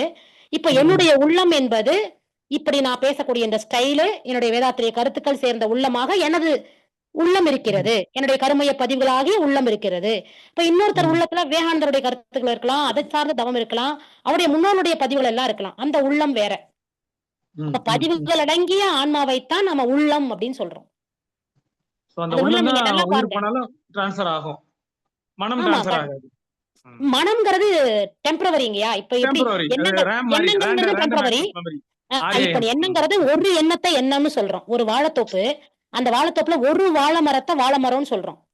வாழைத்தோப்பு ம். ஒரு 100 வாழை மரம் இருந்தா அத வாழைத்தோப்புன்னு சொல்றோம். அது மாரி ஒரு ம். எண்ணம் இருந்தா எண்ணம். அந்த நேர்மறையான எண்ணங்கள் தொகுப்பாக நாம இப்ப விவேகானந்தருடைய கருத்துக்கள் நெறைய சொன்னோமா? இப்ப அதெல்லாம் சேர்ந்தது ஒரு மனம் இப்ப இந்த நிலையில இருக்கு. இப்ப இந்த ஸ்பீச் நம்ம முடிச்சதுக்கு அப்புறம் கருத்துக்கள் எல்லாம் உள்ள வந்து மனம் ஒரு அமைதி நிலையில, ஒரு ம். சிந்தனை நிலையிலே, ஒரு மனச்சூழல் குறைந்த வேகத்திலே நாம வந்து சரி இதெல்லாம் நம்ம செய்யணும் அப்படிங்கிற ஒரு முடிவுல இருக்கிறோம். இப்ப இருக்கிற மனம்ங்கிறது வேற. இப்ப இன்னைக்கு காலையில இருந்த மனம், அப்போ உங்களுடைய வாழ்க்கையில இருக்க டென்ஷன், குடும்பத்தில இருக்க பிரச்சனைகள், அந்த டென்ஷனோட இந்த மனம் வேற. நாளை காலையில நம்ம இருக்கக்கூடிய மனம் வேற. இல்லைங்களா? ம். அப்ப வாழைத்தோப்பு, தென்னந்தோப்பு, மாந்தோப்பு. அந்த மாரி இருக்கிறது மனம். ஒரு மரம் அப்படிங்கிறது வந்து ஒரு எண்ணம்ங்கிறத ஒரு ஒரு மரம்னு சொல்றோம். ஓ! உள்ளங்கிறது வந்து என்ன சொல்லலாம்? உள்ளங்கிறது இப்ப இந்தியா. இந்தியாவுல எப்படி இருக்கும்? இந்தியாங்கிறது இங்க இந்த மாநிலங்கள் இருக்கும். இப்படி இப்படி எல்லாம் இந்தியா இருக்கும். அமெரிக்காங்கிறது எப்படி இருக்கும்? அது மாரி இருக்கும். அதான் உள்ளம் அந்த மாரி. ம். புரியுதுங்களா? சோ இன்னும் இன்னும் சொல்லப்போனா அன்மாஸ்க்டு மைண்ட வேணா நம்ம உள்ளம் சொல்லலாம். அதாவது உண்மையான ரியாலிட்டியே உள்ளமும் மேபி சேஞ்ச் ஆயிட்டு இருக்கிறது மனம் கூட சொல்லிக்கலாம். ஈஸியா ஆமா, புரிஞ்சுக்கிறதுதான். ஆமாங்க. சரி. ஓகே. வாழ்க கருமைய வளமுடன். பதிவுகளோடு நாம நம்ம பதிவுகள்லாம் சேர்த்து வச்சிருக்கோம் இல்லைங்களா? பதிவுகளோடு இருக்கக்கூடிய ஆன்மாவைத்தான் நாம ஆன்மாவுல இருக்க பதிவுகளைத்தான் உள்ளம்னு சொல்றோம். சோ இதுதான் ட்ரான்ஸ்ஃபர் ஆகும். நம்ம இது ஆமா. உயிர் போனாலும் அதுதான் போகும். இப்போ மனமான்றாலும் டெம்பரவரி தான் அது. ஆ வாழ்க வளமுடன். வாழ்க வளமுடன் ஐயா. வாழ்க வளமுடங்கய்யா. நன்றிங்கய்யா. லதா அம்மா, நீங்க அன்மியூட் பண்ணி கேள்வி கேட்கலாங்கம்மா. லதா சுசீலா அம்மா.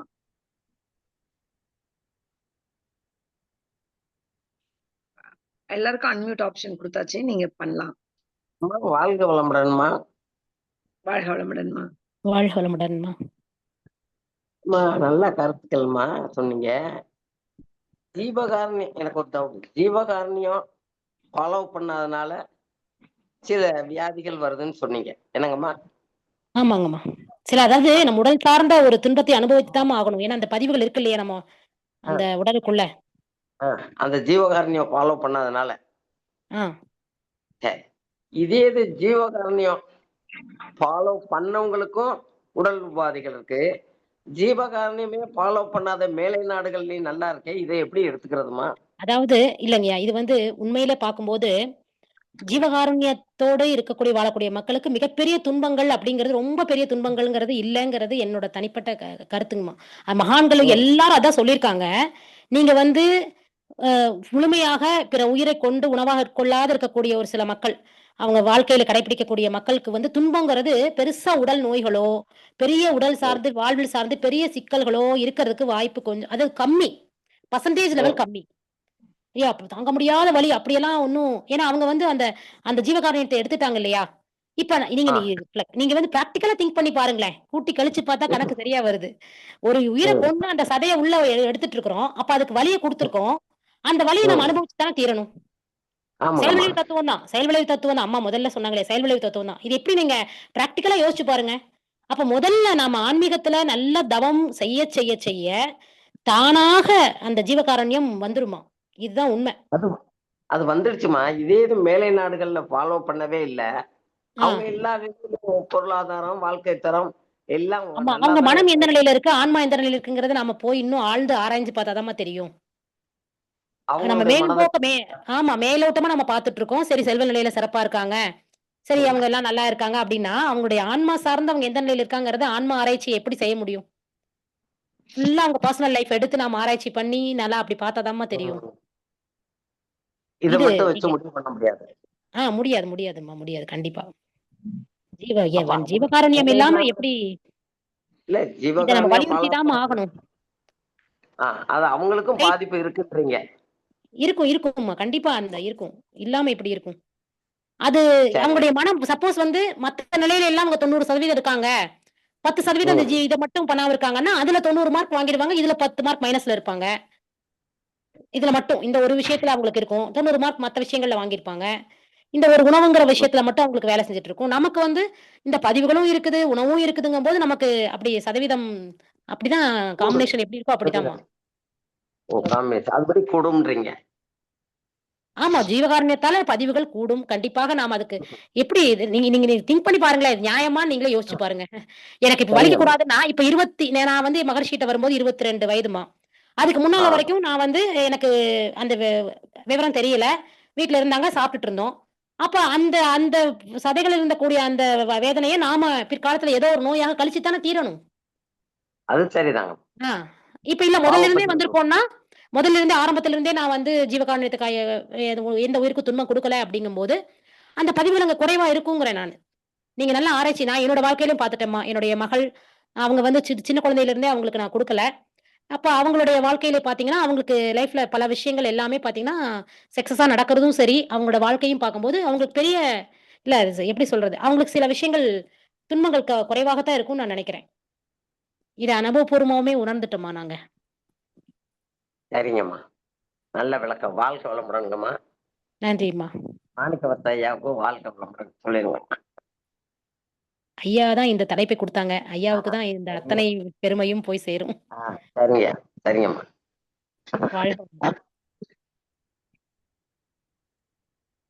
வாழ்க வளமுடன். வேற ஏதாவது கேள்விகள் இருக்கா? நம்ம நிறைவு செய்து கொள்ளலாமா? நிறைவு செஞ்சுக்கலாமா? நன்றி. சிறப்பான ஆழ்ந்த கேள்விகள் கேட்ட அனைவருக்கும் அதற்கான ஆழமான மற்றும் தெளிவான விளக்கம் அளித்த அம்மா அவர்களுக்கும் மனமார்ந்த நன்றியை தெரிவித்துக் கொள்கிறோம். மேலும் நாளை கொண்டாடவிருக்கும் நம் வாழ்க்கைக்கு ஒளி தரும் அனைத்து குருமார்களுக்கும் ஆசிரியர் தின வாழ்த்துக்கள். மேலும் மிலாடி நபி திருநாளுக்கான நல்வாழ்த்துக்களை மனமாற தெரிவித்துக் கொள்கிறோம். மேலும் அனைவருக்கும் ஆனந்தம் பொங்கும் ஓணம் திருநாள் வாழ்த்துக்கள். இந்த இனிய வாழ்த்துக்களுடன் இன்றைய நிகழ்வை நிறைவு செய்து கொள்கிறோம். அனைவரும் துரிய நிலையிலிருந்து அம்மா அவர்களை வாழ்த்துக்கலாம். மாலதி அம்மா அவர்களது உடல் நலம் வாழ்க வளமுடன், அவர்களது குடும்ப நலம் வாழ்க வளமுடன், அவர்களது தொழில் வளம் வாழ்க வளமுடன், அவர்களது ஆன்மீக சேவை வாழ்க வளமுடன், WCC research development and digital solution குழுவினர் அனைவருக்கும் வாழ்க வளமுடன், அனைவர்களது குடும்ப நலம் வாழ்க வளமுடன், அவர்களது தொழில் வளம் வாழ்க வளமுடன், அவர்களது ஆன்மீக சேவை வாழ்க வளமுடன். இந்த ஜூம் இணையதளத்தில் பங்கேற்ற இருபால் மெய்யன்பர்களின் உடல் நலம் வாழ்க வளமுடன், அவர்களது குடும்ப நலம் வாழ்க வளமுடன், அவர்களது தொழில் வளம் வாழ்க வளமுடன், அவர்களது ஆன்மீக சேவை வாழ்க வளமுடன். இந்த நிகழ்ச்சியின் நிறைவு பகுதியில் இருக்கிறோம். இன்றைய நிகழ்வின் சிந்தனையை மன நிறைவுடன் பெற்று மேலும் ஆராய்ந்து ஆன்மீகத்தில் மேம்பாடு அடைவோம் என்ற வகையில் நிறைவு செய்து கொள்வோம். உலக நல வாழ்த்து. வாழ்க வளமுடன். அனைவருக்கும் மனமார்ந்த நன்றிகள் அம்மா. வாழ்க வளமுடன். நன்றிமா. வாழ்க வளமுடன். உலகமெல்லாம் பருவமழை ஒத்தபடி பெய்யட்டும், உழவரெல்லாம் தானியத்தை உவப்புடனே பெருக்கட்டும், பல தொழில்கள் புரிகின்ற பாட்டாளி உயரட்டும், பகுத்துணர்வில் தொகுத்துணர்வு பண்பாட்டை உயர்த்தட்டும், கழகங்கள் போட்டி பகை கடந்தாட்சி நடக்கட்டும், கல்லாமை கடன் வறுமை கழகங்கள் மறையட்டும், நலவாழ்வை அளிக்கும் மெய் ஞான ஒளி வீசட்டும், நம் கடமை அறவாழ்வின் நாட்டத்தே சிறக்கட்டும், நம் கடமை அறவாழ்வின் நாட்டத்தே சிறக்கட்டும். வாழ்க வையகம், வாழ்க வையகம், வாழ்க வளமுடன். அமைதி, அமைதி, அமைதி. நன்றி. வாழ்க வளமுடன்.